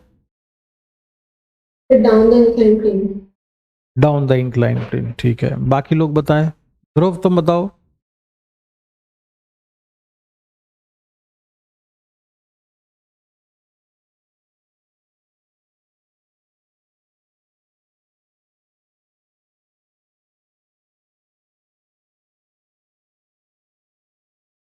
अश्विका, ये आ रहा है मेरा 3 है। हाँ, ध्रुव कितना आ रहा है तुम्हारा? 3 कितना? 3 3। कैसे सॉल्व किया? अच्छा शुभति, तुमने सॉल्व कर लिया? Yes, sir. So we have 10 Newton. हाँ, तो बेटा समझाओ कैसे कैसे निकाला 10 न्यूटन? तो 60 नीचे लग रहा है फोर्स और ठीक है। अबिलिटी भी नीचे की डायरेक्शन में फोर्स है, तो उनको माइनस कर दिया और इतना ही ऊपर होता। देखो ये वाला जो फोर्स है ये है 70 newton up the incline plane और ये 60 न्यूटन है डाउन द इंक्लाइन प्लेन। तो अल्टीमेटली दोनों फोर्स का नेट निकालें तो ये नेट किधर लग रहा है, नीचे या ऊपर? ऊपर लग रहा है, यानी कि ऊपर की डायरेक्शन में कितना फोर्स लग रहा है नेट इस पर? 10 न्यूटन का। वो 10 न्यूटन का फोर्स इसको ऊपर की डायरेक्शन में पुश करेगा। तो जब ये 10 न्यूटन का फोर्स इसको पुश करेगा ऊपर तो फ्रिक्शन आएगा, और फ्रिक्शन की मैक्सिमम वैल्यू तो 40 न्यूटन है, लेकिन इसको रोकने के लिए वो कितना लगेगा? फ्रिक्शन लगेगा केवल 10 newton down the incline plane. ठीक है, तो इस ब्लॉक पर ये सिचुएशन होगी। यहां से लग रहा था mg sin theta 60 Newton, 70 Newton यहां से लगा था, और फ्रिक्शन फोर्स आया केवल 10 न्यूटन, और सारा फोर्स बैलेंस हो गया, नेट फोर्स 0। एक्सेलरेशन कितना हो जाएगा? 0, और फ्रिक्शन फोर्स होगा 10 न्यूटन। ध्रुव समझ में आया? हाँ, मैंने टोटली माइनस। ये एनालिसिस देखो, फ्रिक्शन का डायरेक्शन और मैग्नीट्यूड निकालने का कोई फॉर्मूला नहीं होता है, एनालिसिस करना, रीजनिंग लगानी पड़ेगी, वही सिखा रहा हूं। चलो इसमें बताओ, एफ चेंज कर दिया है, 170 कर दिया है।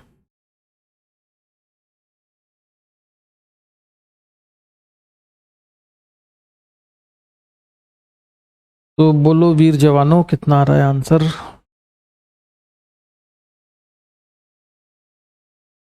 तो ध्रुव इसमें mg sin थीटा कितना होगा? एमई होगा mg sin theta 60 Newton, mg cos theta Newton mu mg cos theta 40। और मैक्सिमम फ्रिक्शन आ जाएगा 40 न्यूटन। तो बाकी चीजें तो वही है। अब ऊपर फोर्स लगा दिया है 170 न्यूटन का, तो तुमको बताना है फ्रिक्शन फोर्स का मैग्नीट्यूड, डायरेक्शन और ब्लॉक का एक्सेलरेशन।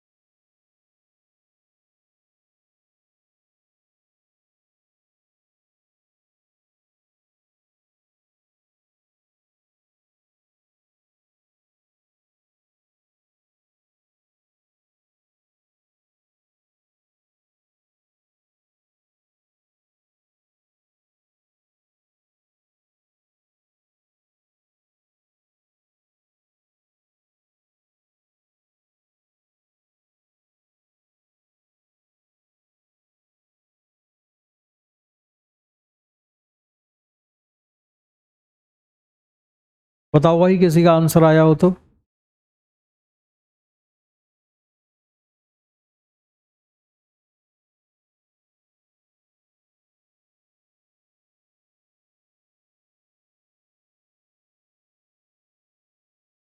मेरा तो 7 आ रहा है अपवर्ड, मतलब इंक्लाइन। क्या फ्रिक्शन आ रहा है 7? नहीं acceleration. Yes, friction, sir. The acceleration was 7. और फ्रिक्शन कितना आ रहा है? 40 Newton. 40 है। शुभति, फ्रिक्शन फोर्स की वैल्यू बताओ बेटा, कितना है?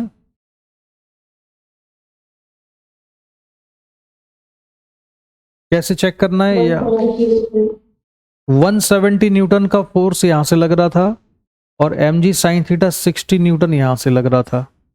कुल मिला के इन दोनों का नेट देखें तो नेट फोर्स कितना लग रहा है ऊपर की तरफ? 110। 110 लग रहा है। तो 110 न्यूटन का up the incline plane total force है। फ्रिक्शन ने अपनी पूरी ताकत लगाई, तो फ्रिक्शन की पूरी ताकत है कितनी? 40 न्यूटन की है। उसने सारी ताकत लगा ली फ्रिक्शन ने अपनी, 40 न्यूटन। लेकिन ब्लॉक तो रुकेगा नहीं अभी भी। तो अब इस पर नेट फोर्स कितना हो जाएगा? 170 minus 60 minus 40 equal to mass 10 into acceleration. तो 70 इक्वल टू 10a। तो एक्सेलरेशन कितना आ गया? 7 मीटर पर सेकेंड स्क्वायर।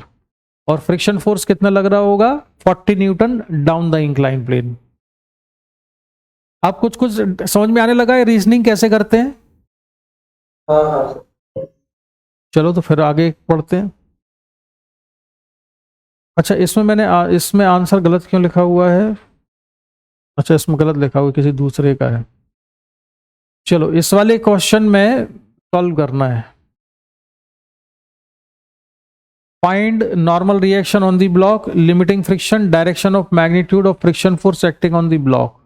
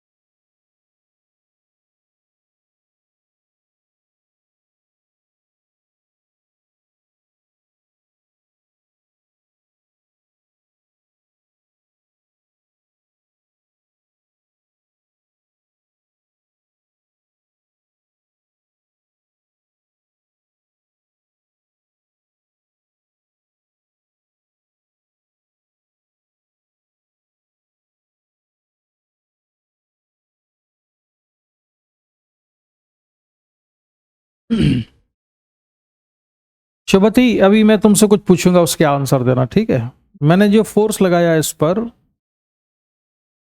ये फोर्स F ऐसे लग रहा है ना, ये फोर्स ऐसे बना लिया। तो बताओ ये एंगल कितना होगा यहाँ पर? ये वाला एंगल कितना है इधर? थीटा। ये भी थीटा होगा। और ये है फोर्स F। अब इस वाले फोर्स का कंपोनेंट करूंगा मैं एक इधर, कितना होगा ये कंपोनेंट बताओ? नीचे ऊपर mg cos थीटा, नीचे mg F का कंपोनेंट करेंगे तो mg कहां से आ जाएगा? F में तो F आएगा ना। f cos theta f sin theta. तो ये F cos थीटा, जिस पिछली क्लास में पढ़ा था ना, जहां से एंगल बनता है जिस लाइन के साथ, उसके साथ कंपोनेंट cos से मिलेगा, उसके परपेंडिकुलर साइन से। तो ये F sin थीटा होगा। फिर यहां पर आ जाएगा मैं डायरेक्ट लिख देता हूं mg cos थीटा, और यहां पर आ जाता है mg sin थीटा, और नॉर्मल रिएक्शन इधर आएगी। नॉर्मल रिएक्शन की वैल्यू क्या होगी इसमें शुभती? n इक्वल टू कितना होगा?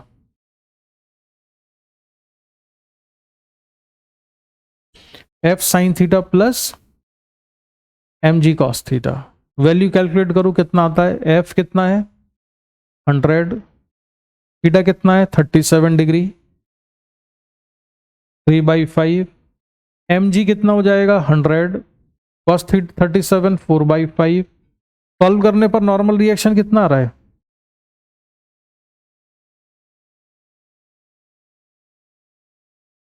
कौन पढ़ते हैं? कितना?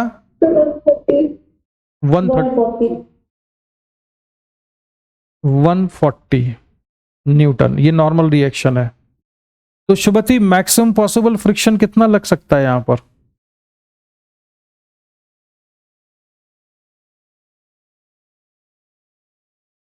एफ मैक्सिमम कितना हो सकता है?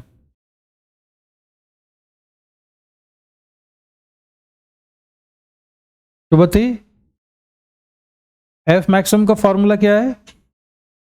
जल्दी बोलो। Mu s into normal. हाँ तो वैल्यू क्या है, जल्दी जल्दी बोलते जाओ, क्या लिखूं मैं? 0.5 इंटू 140। कितना हुआ?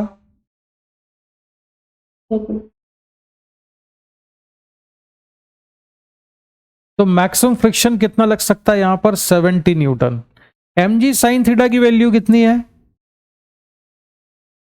ये तो वही चला रहा है, बहुत पुराना। mg साइन थीटा कितना है? 60 न्यूटन। f cos थीटा की वैल्यू कितनी आएगी?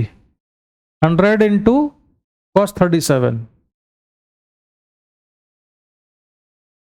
100 cos 37 कितना होगा? 80। हाँ, अब तो बता दो फ्रिक्शन फोर्स कितना होगा और कहाँ होगा, और एक्सेलरेशन क्या होगा? 60। हाँ, अश्वी का 60 कैसे?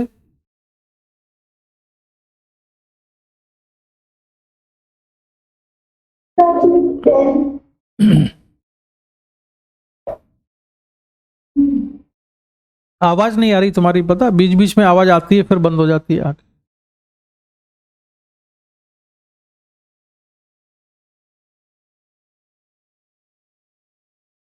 आद्या, फ्रिक्शन की आ रही है 20 न्यूटन एंड डायरेक्शन हो जाएगा डाउन द इंक्लाइन। और एक्सेलरेशन?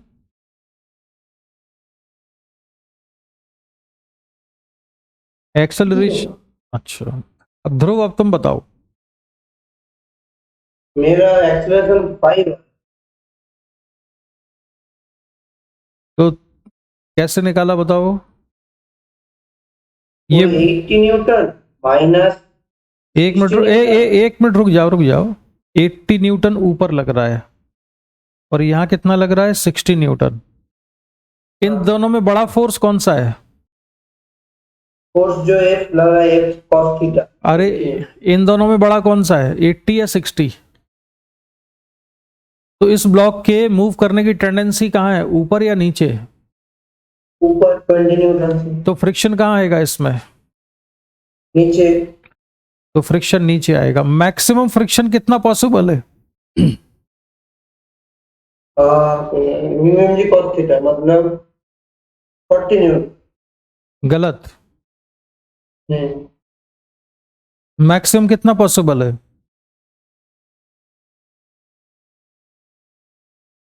अरे ये लिखा तो है मैक्सिमम, यहाँ पर कितना पॉसिबल है? अच्छा। Mu M G cos theta नहीं होगा यहाँ पे? नॉर्मल रिएक्शन की value M G cos theta नहीं है यहाँ। यहाँ नॉर्मल रिएक्शन था f sine theta plus m जी कॉस थीटा। हाँ, अब इसके बाद तुमने क्या किया कि तुम्हारा acceleration 5 metre per second square आ गया। क्या किया इसके बाद? 80 माइनस 70 माइनस 60 इक्वल टू 8। क्या 80 माइनस 60? 70 70 क्या 70 कैसे हो गया?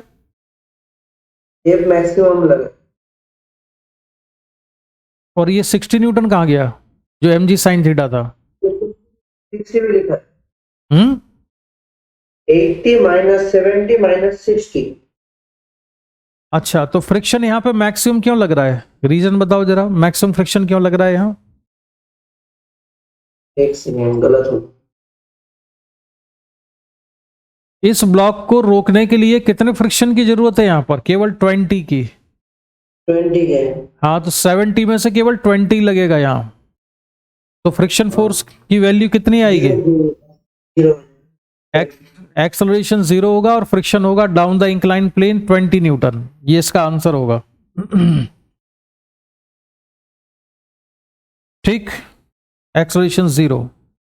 चलो नया सवाल।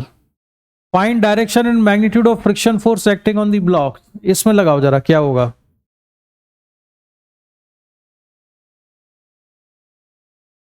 उसके लिए पहले तो मैं ये निकालना पड़ेगा कि यहां पर मैक्सिमम फ्रिक्शन कितना है और यहां मैक्सिमम फ्रिक्शन कितना है। M1 और M2 के बीच में मैक्सिमम अवेलेबल फ्रिक्शन कितना है ये निकालना है। तो F2 मैक्सिमम कितना अवेलेबल है और F1 मैक्सिमम कितना अवेलेबल है? टू इंटू एम जी होगा और म्यू ना ना ये सब मत बताओ, डायरेक्ट वैल्यू बताओ।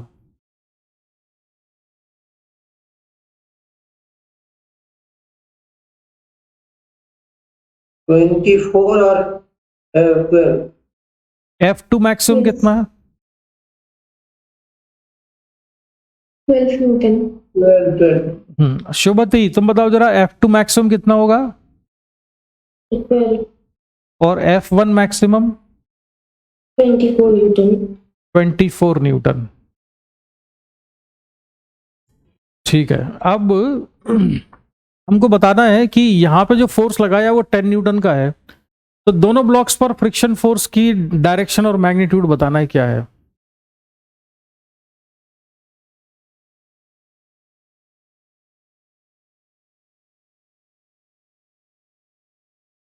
और स्प्रिंग में टेंशन भी बताना है, टेंशन की वैल्यू, दोनों पर फ्रिक्शन और टेंशन।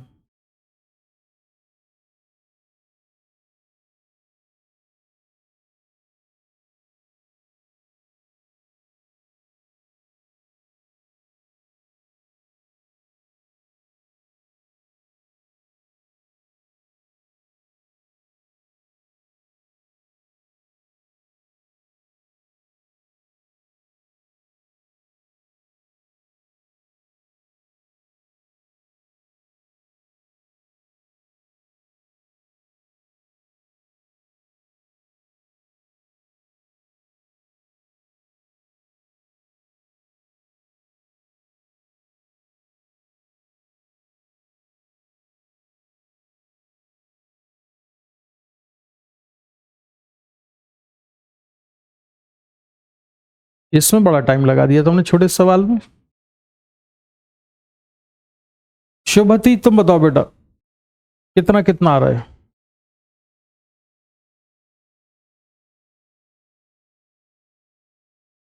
शुभती कैसे निकालना क्या है? ऊपर लिखा है ना, पढ़ो। ओके।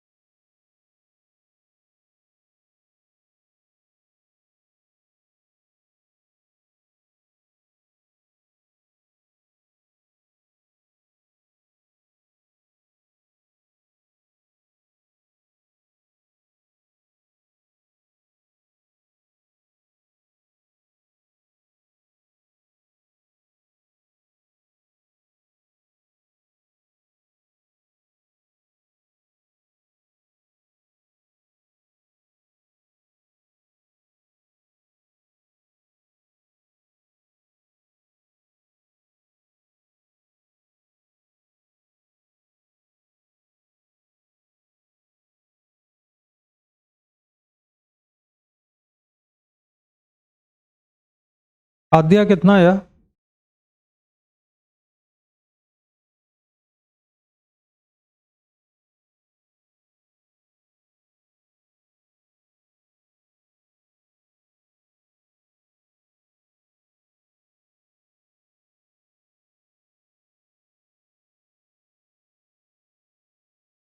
आद्या नहीं आ रही है? आ जाएगा। चलो मैं बताता हूं। इस ब्लॉक पर हमने कितना फोर्स लगाया है? कितना फोर्स है यहाँ? 10 न्यूटन है। ठीक है।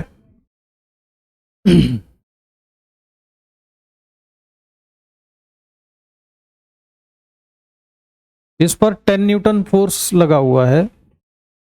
इस फोर्स की वजह से क्या ये ब्लॉक मूव कर पाएगा, ये सिस्टम मूव करेगा कि नहीं करेगा? बोलो। नहीं करेंगे। नहीं नहीं कर। कर सकते। जब भी इस तरह का क्वेश्चन देखो तो उसमें तुमको ये देखना है कि यहाँ मैक्सिमम फ्रिक्शन कितना अवेलेबल है, 12, और यहाँ मैक्सिमम कितना अवेलेबल है, 24। 20 अगर इस सिस्टम को तुम्हें मूव कराना है तो तुम्हें मिनिमम कितने न्यूटन का फोर्स लगाना पड़ेगा? 24 पॉइंट समथिंग। मैक्सिमम फोर्स लगाना पड़ेगा तुमको, मिनिमम फोर्स जो लगाना पड़ेगा वो 36 न्यूटन लगाना पड़ेगा, तब ये सिस्टम चलेगा। ये बात समझ में आई कि नहीं? Yes sir. जब तक तुम इसको 36 न्यूटन फोर्स से नहीं खींचोगे ये चलेगा ही नहीं, क्योंकि मैक्सिमम फ्रिक्शन एक 24 एक 12 है, दोनों को ऐड करो कितना हो जाएगा 36। तो कोई पकड़ के ये दो बॉक्स हैं, दोनों बॉक्स को पकड़ के तुम्हें खींचना है। यहाँ पे मैक्सिमम फ्रिक्शन 12 आ सकता है, यहाँ पर मैक्सिमम 24 आ सकता है, तो मैक्सिमम फोर्स मिनिमम फोर्स तुम्हें कितना लगाना पड़ेगा 36 न्यूटन, तब जाके ये मूव कर सकता है। तो अभी तो मूव कर ही नहीं रहा होगा, ठीक है? ये बात समझ में आ गई? Yes sir. अगर यहाँ स्ट्रिंग नहीं होती, मान लो स्ट्रिंग को हम काट दें यहां से, अकेला ये वाला ब्लॉक होता, अगर ये अकेला ब्लॉक होता यहां पर, तब ये मूव कर जाता क्या 10 न्यूटन की वजह से? No sir. तब भी मूव नहीं करता, क्योंकि इसे चलाने के लिए कितना फोर्स चाहिए 12 न्यूटन चाहिए। तो अगर यहां पर हमने 10 न्यूटन फोर्स लगाया तो यहाँ कितना फ्रिक्शन लग रहा होगा? 10 ही लग रहा होगा। और जब यहां पर 10 न्यूटन लग रहा है तो ब्लॉक चलेगा तो है ही नहीं, तो इसमें स्ट्रिंग में टेंशन भी नहीं आएगा और M1 पे कोई फ्रिक्शन भी नहीं होगा। M1 में तो फ्रिक्शन तब होगा जब ये स्ट्रिंग उसको पुल करने की कोशिश करे, लेकिन स्ट्रिंग में टेंशन ही नहीं आया। तुम स्ट्रिंग को अगर काट दो यहां से तब भी ब्लॉक मूव नहीं करेगा ये, क्योंकि यहां पर जो फोर्स लगा हुआ है वो 10 न्यूटन है, वो इसको आगे नहीं ले जा सकता। तो यहाँ फ्रिक्शन फोर्स कितना लग रहा होगा M2 और फ्लोर के बीच में? 10 न्यूटन फ्रिक्शन लग रहा होगा, और यहाँ टेंशन 0 होगा, और ये फ्रिक्शन F1 भी 0 होगा। ये समझ में आया कि नहीं? Yes sir. शुभती ये बात समझ में आ गई कि नहीं? Yes sir. अच्छा चलो। टेंशन भी 0 है। भाई टेंशन इसमें होगा कब? जब ये ब्लॉक चला ही नहीं तो इसमें टेंशन कैसे आ जाएगा? यस। नहीं समझ में आया अभी भी? ये ना सारी चीजें तुम्हें थोड़ा विजुलाइज करना पड़ेगा बच्चों। जैसे ये भाई कई सारे ट्रेन की बोगी है, ये सारी बोगी कपलिंग से जुड़ी होती है आगे, तो जब सारी ट्रेन खड़ी हुई है तो इसमें टेंशन क्यों होगा? जब तक ये इंजन ये आगे चलना नहीं शुरू करेगा तब तक इनमें टेंशन कहाँ से आ जाएगा? यह हम क्वेश्चन भी सॉल्व कर चुके हैं ऐसे कि एक ब्लॉक है, इसका मास है M1, इसका मास है M2, इसका मास है M3, और हमने फोर्स F लगाया, लेकिन ये चल ही नहीं रहा है। अब जब चलेगा ही नहीं तो ना तो यहाँ टेंशन होगा ना यहाँ टेंशन होगा। टेंशन कब आएगा? जब ये चलना शुरू करें। बात समझ में आ गई ना? तो जब तक ये मूव नहीं करेगा या मूव करने की टेंडेंसी नहीं आएगी, जब तक इस वाले ब्लॉक को आगे खिसकने की टेंडेंसी नहीं आएगी, आगे नहीं खिसकना शुरू करेगा, तब तक यहाँ टेंशन नहीं आएगा। अभी और बता रहा हूं, धीरे धीरे तुम्हें समझ में आएगा। चलो अब यहां पर बताओ, दूसरा क्वेश्चन मेरा ये वाला है। इसमें फोर्स कितना लगा दिया हमने 15 न्यूटन। अब फिर बताना है तुम्हें फ्रिक्शन टेंशन।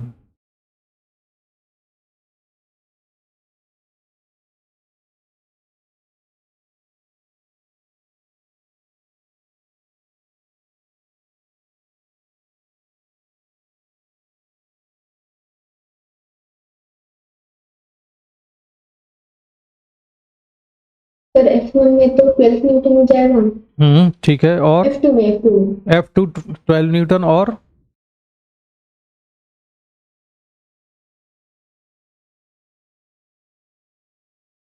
F2 मैक्सिमम है होता है 12 न्यूटन।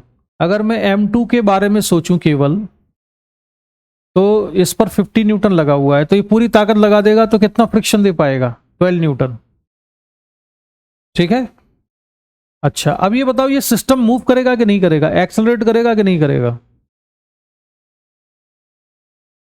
यह ब्लॉक M2 चलेगा कि नहीं चलेगा? नहीं चलेगा, क्योंकि यहां पे कितना क्योंकि F कितना होना चाहिए चलाने के लिए? कितना? 36 न्यूटन होना चाहिए। जब तक ये 36 नहीं होगा तब तक सिस्टम चलेगा ही नहीं। तो एक चीज तो गारंटी हो गई कि ये दोनों ब्लॉक मूव नहीं करेंगे। अगर मूव नहीं करेंगे और इस पे 15 न्यूटन लगा है, तो ये वाला जो ब्लॉक है इस पर तो मैक्सिमम फ्रिक्शन कितना लग गया? 12 न्यूटन, लेकिन ये मूव तो नहीं कर रहा है, तो फिर बाकी फोर्स बैलेंस कैसे हुआ? कैसे बैलेंस हुआ होगा? बाकी F1 पे यानी कि टेंशन लगा होगा बाकी, तो इसमें टेंशन कितना आया होगा? 3 न्यूटन। नहीं आया समझ में ये? बाकी ये टेंशन ने बैलेंस किया होगा। अब M1 पर फ्रिक्शन कितना लग रहा होगा?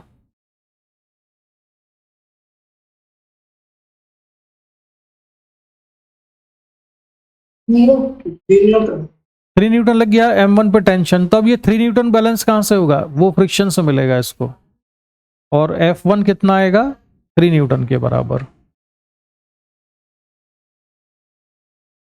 ये जो स्ट्रिंग है, स्ट्रिंग में तो टेंशन दोनों ब्लॉक पे लगाएगी ना, इस पे 3 न्यूटन है तो इस पे भी 3 न्यूटन लगेगा। आद्य नहीं आया समझ में? यस सर लगा दो। रीजनिंग लगानी पड़ती है, दिमाग घुमाना पड़ रहा होगा इसमें, है ना? ये ऐसे होगा, ये ऐसे होगा, फिर क्या होगा। ये कोई ऐसी चीज नहीं है कि कोई फॉर्मूला उसमें वैल्यू रख दी आंसर आ गया। इसमें सोचना पड़ेगा। ये जो क्वेश्चन है इन सभी में एनालिसिस करना पड़ेगा, रीजनिंग लगानी पड़ेगी, तब आंसर आएंगे। किसी को डाउट है इसमें? ध्रुव, क्यों बताइए तुम में किसी को डाउट है ये? तो मैं जल्दी से दूसरा क्वेश्चन लूं फिर, और चलो इसमें बताओ जरा। ये क्वेश्चन मैंने खुद बना के रखे हुए तुम्हारे दिमाग को चलाने के लिए। अब बताओ क्या होगा इसमें?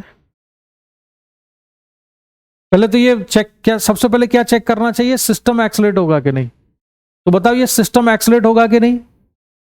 नहीं होगा। क्योंकि सिस्टम को एक्सलेट, हाँ सिस्टम को एक्सलेट कराना 36 न्यूटन चाहिए। 36 नहीं लग रहा है मतलब एक्सलेट तो नहीं होगा। अब 30 न्यूटन फोर्स लग गया यहां पर, तो ये वाले ब्लॉक ने, इस ब्लॉक पर जो फ्रिक्शन है वो मैक्सिमम कितना अवेलेबल है? 24 न्यूटन। तो उसने पूरी ताकत लगाई अपनी इसको रोकने के लिए, तो कितना फोर्स लगा दिया इसने? 24 तो लेकिन ये 30 न्यूटन तो तब भी बैलेंस नहीं होगा। तो इसका मतलब क्या? बाकी टेंशन हाँ, टेंशन तो यहाँ फ्रिक्शन कितना लग रहा होगा? F1। 24 और उससे बाकी बचा हुआ फोर्स टेंशन कितना? अब टेंशन M2 पर भी लग जाएगा। M2 पर कितना टेंशन लग जाएगा? 6 न्यूटन। अब ये टेंशन को बैलेंस कैसे करेगा M2? फ्रिक्शन से। और फ्रिक्शन कितना लग रहा होगा? 6 न्यूटन। तो इस पर फ्रिक्शन लगेगा 6 न्यूटन। आया समझ में? हाँ, अब तुम लोगों का दिमाग चलना शुरू हुआ है ऐसे वाले क्वेश्चन में, कैसे क्या हो रहा है ना? आगे समझ में ये? तुम्हारा दिमाग थक गया लगता है ना? अच्छा, अब मैं एक काम करता हूं कि एक क्वेश्चन और है।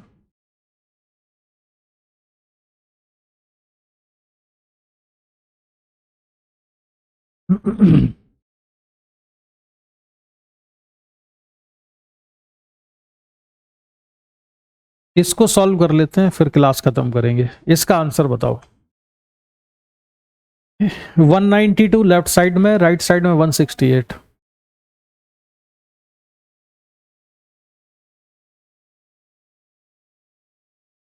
शोभती, ये सिस्टम एक्सेलरेट होगा कि नहीं?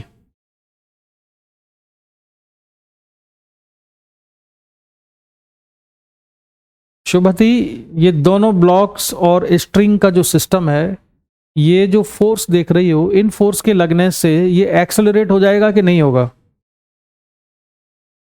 तो हो जाएगा। किस तरफ जाएगा ये, राइट या लेफ्ट? और लेफ्ट। रीजन बताओ क्यों? क्योंकि फोर्स F1 मैक्स 24 न्यूटन है और मैक्स 12 न्यूटन है, तो एक्सेलरेट होने के लिए वो फोर्स, हाँ, एक्सेलरेट कराने के लिए कितना फोर्स चाहिए है? 36। तो ये दोनों फोर्स मिला के कितने हो रहे हैं?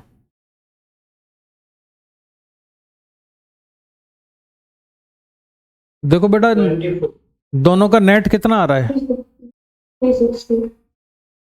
दोनों का नेट कितना आ रहा है? तो 360 न्यूटन। दोनों की डायरेक्शन तो बेटा अपोजिट है, फिर 3 ऐड कैसे हो जाएंगे ये? जैसे कि ट्रेन में दोनों तरफ एक एक इंजन लगा दें, ट्रेन चलेगी क्या? नहीं चलेगी। एक इधर खींच रहा होगा, एक इधर खींच रहा होगा, 24 न्यूटन नहीं होगा। तो दोनों का नेट 24 है, यानी ये एक्सलेट नहीं होगा। ठीक है। अब नेट फोर्स इस सिस्टम पर किस डायरेक्शन में है, लेफ्ट या राइट? इन दोनों का नेट पूछ रहा हूं मैं, इन दोनों का नेट किधर है? लेफ्ट। लेफ्ट है। 24 न्यूटन लेफ्ट साइड में है ना, 24 दोनों का नेट। यानी कि दोनों फ्रिक्शन जो लगेंगे इन ब्लॉक पे, उन दोनों फ्रिक्शन को मिला के जो वैल्यू आएगी वो 24 होना चाहिए राइट साइड में, इसे रोकने के लिए, है ना। चलो अब तुम लोग अपने आप से ट्राई करो, कैसे करोगे। देखो जब भी ऐसा क्वेश्चन मिले ना, तो तुम स्टार्ट किससे सॉल्व करना, बड़े वाले से स्टार्ट करना। अपने क्वेश्चन का जो रीजनिंग है वो कहां से स्टार्ट करोगे, जिस ब्लॉक पे बड़ा फोर्स लगा हुआ है। तो यहां पे कितना लगा हुआ है, 192। तो यहां पे फ्रिक्शन कितना होगा, M1 पर। M1 का अगर हम फ्री बॉडी डायग्राम बनाएंगे तो क्या होगा, ये तो लगा दिया हमने 192। अब फ्रिक्शन ने अपनी पूरी ताकत लगाई, कितनी ताकत है इसकी, 24। लेकिन ये तो बैलेंस होगा नहीं, तो बाकी फोर्स कहां से मिलेगा, टेंशन से। तो टेंशन कितना होना चाहिए, 192 माइनस 24 कितना आएगा, 168। 168। तो ये टेंशन 168 है। अब फ्री बॉडी डायग्राम बना लेते हैं हम M2 का। इस पर कौन कौन से फोर्स बनाएंगे, टेंशन, फ्रिक्शन। टेंशन किस डायरेक्शन में, लेफ्ट में 168। और फ्रिक्शन किस डायरेक्शन में, फ्रिक्शन तो लेफ्ट राइट साइड में होगा। क्यों होगा राइट साइड में,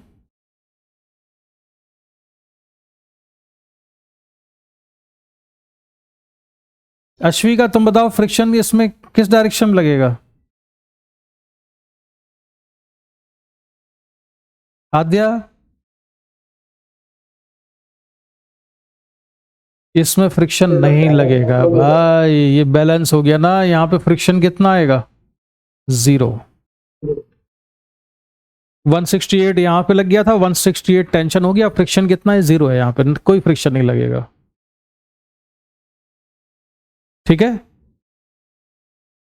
आद्या, यस सर। समझ गए ये कि नहीं? Yes sir. तो मैं माइक वो अनम्यूट करना भूल गई। अच्छा, और शुभती समझ में आया ये? Yes sir. अच्छा आद्य, देखो एक और कॉमन सेंस की चीज लगाओ। मैंने क्या कहा, इन दोनों फोर्स का नेट कितना है, 24 है ना। Yes sir.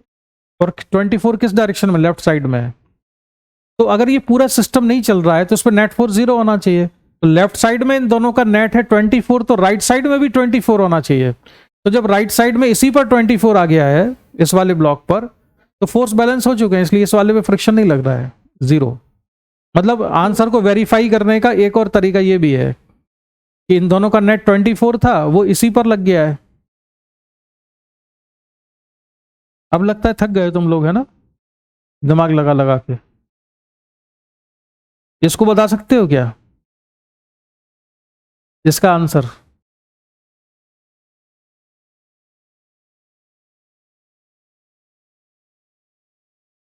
क्यों ध्रुव, हाँ सर। पिछला क्वेश्चन समझ में आ गया?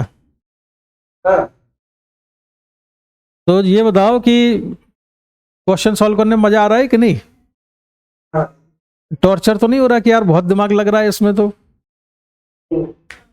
शुभती, यस सर। हाँ, दिमाग ऐसे एनालिसिस करना होता है, फिजिक्स में ना एनालिसिस बहुत करना पड़ता है। चलो तो इसका आंसर बता दो। और पहले तो ये बताओ अश्वी का कि ये सिस्टम एक्सलरेट करेगा कि नहीं करेगा?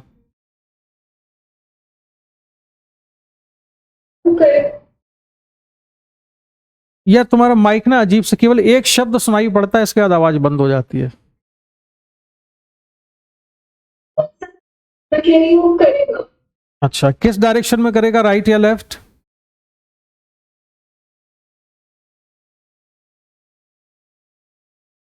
नहीं आया, राइट साइड में।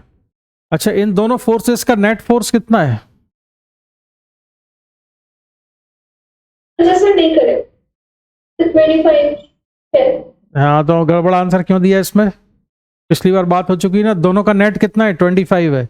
इस सिस्टम को चलाने के लिए कितने फोर्स की जरूरत पड़ेगी? 36 की। तो 36 न्यूटन से कम लग रहा है नेट फोर्स, इसका मतलब ये एक्सलेट नहीं होगा। अब फ्रिक्शन फोर्स निकालो सभी लोग और टेंशन निकालो कितना कितना लग रहा है। F2 आ रहा है 12 न्यूटन, टेंशन आ रहा है 288 न्यूटन और F1 आ रहा है 30 न्यूटन।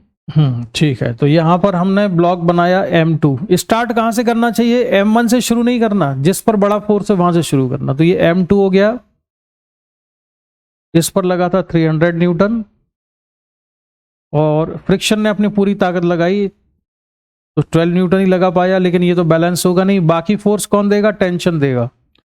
तो टेंशन हो जाएगा 300 माइनस 12 यानी 188 न्यूटन। अब हम फिर फ्री बॉडी डायग्राम बनाएंगे किसका? M1 का। तो M1 पर एक फोर्स लग रहा है 275 और यहां पर लग रहा है टेंशन 188। अब 275 और 188 का डिफरेंस कितना है? माइनस करोगे कितना आएगा? फिर 288 होगा। हाँ सॉरी 288 था ये, राइट 288। तो इसका डिफरेंस कितना आया?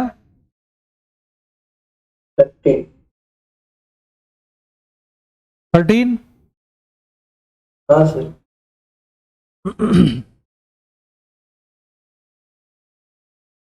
तो 13 न्यूटन किधर लग रहा होगा? यहां पर लग रहा होगा 13 न्यूटन। ये है F1। आधे इतनी आया था। Yes sir. ठीक, तो समझ में आ गया? ये रीजनिंग क्लियर है इनकी? कैसे इसकी रीजनिंग क्लियर है? अच्छा अब तुम लोगों को एक चीज और बताऊं। मान लो तुमने यहां से शुरू किया होता सॉल्व करना, M1 को पहले लेते, है ना? M1 को हमने पहले ले लिया, स्टार्ट किया हमने क्वेश्चन सॉल्व करना M1 को लेके। तो हम ऐसे करते,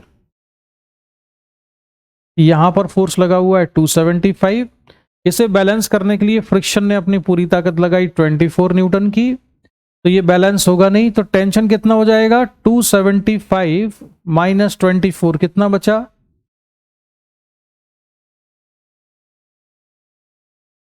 कितना बचा? 251।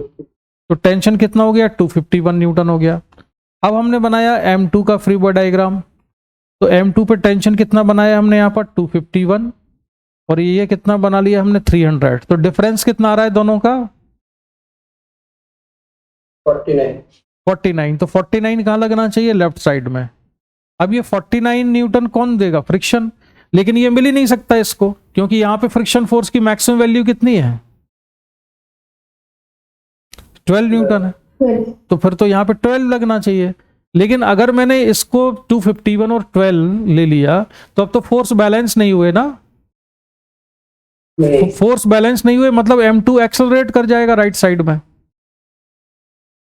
और जो कि पॉसिबल नहीं है। तो ये कॉन्ट्रडिक्शन आ गया। तो हम क्या करेंगे? अगर हमने बाई मिस्टेक अगर M1 से लिखना शुरू कर दिया तो हम किस पे पहुंच जाएंगे? कॉन्ट्रडिक्शन पे पहुंच जाएंगे। तो जैसे ही कॉन्ट्रडिक्शन आया तो हम समझ गए कि हमने गलत साइड से शुरू कर दिया था सॉल्व करना, हम M2 से शुरू कर देंगे सॉल्व करना। ठीक है? ये कॉन्ट्रडिक्शन क्यों है? क्योंकि इस पूरे सिस्टम पर नेट फोर्स कितना है? 25 न्यूटन है, इसलिए एक्सलेट कर ही नहीं सकता। इसे एक्सलेट कराने के लिए 36 न्यूटन चाहिए होता है, और यहां से ये रिजल्ट आ रहा है कि M2 को एक्सलेट हो जाना चाहिए। तो ये कॉन्ट्रडिक्शन हो गया। इसलिए हमें सॉल्व करना चाहिए हमेशा वहां से जहां से बड़ा फोर्स लगा हुआ हो। ठीक है?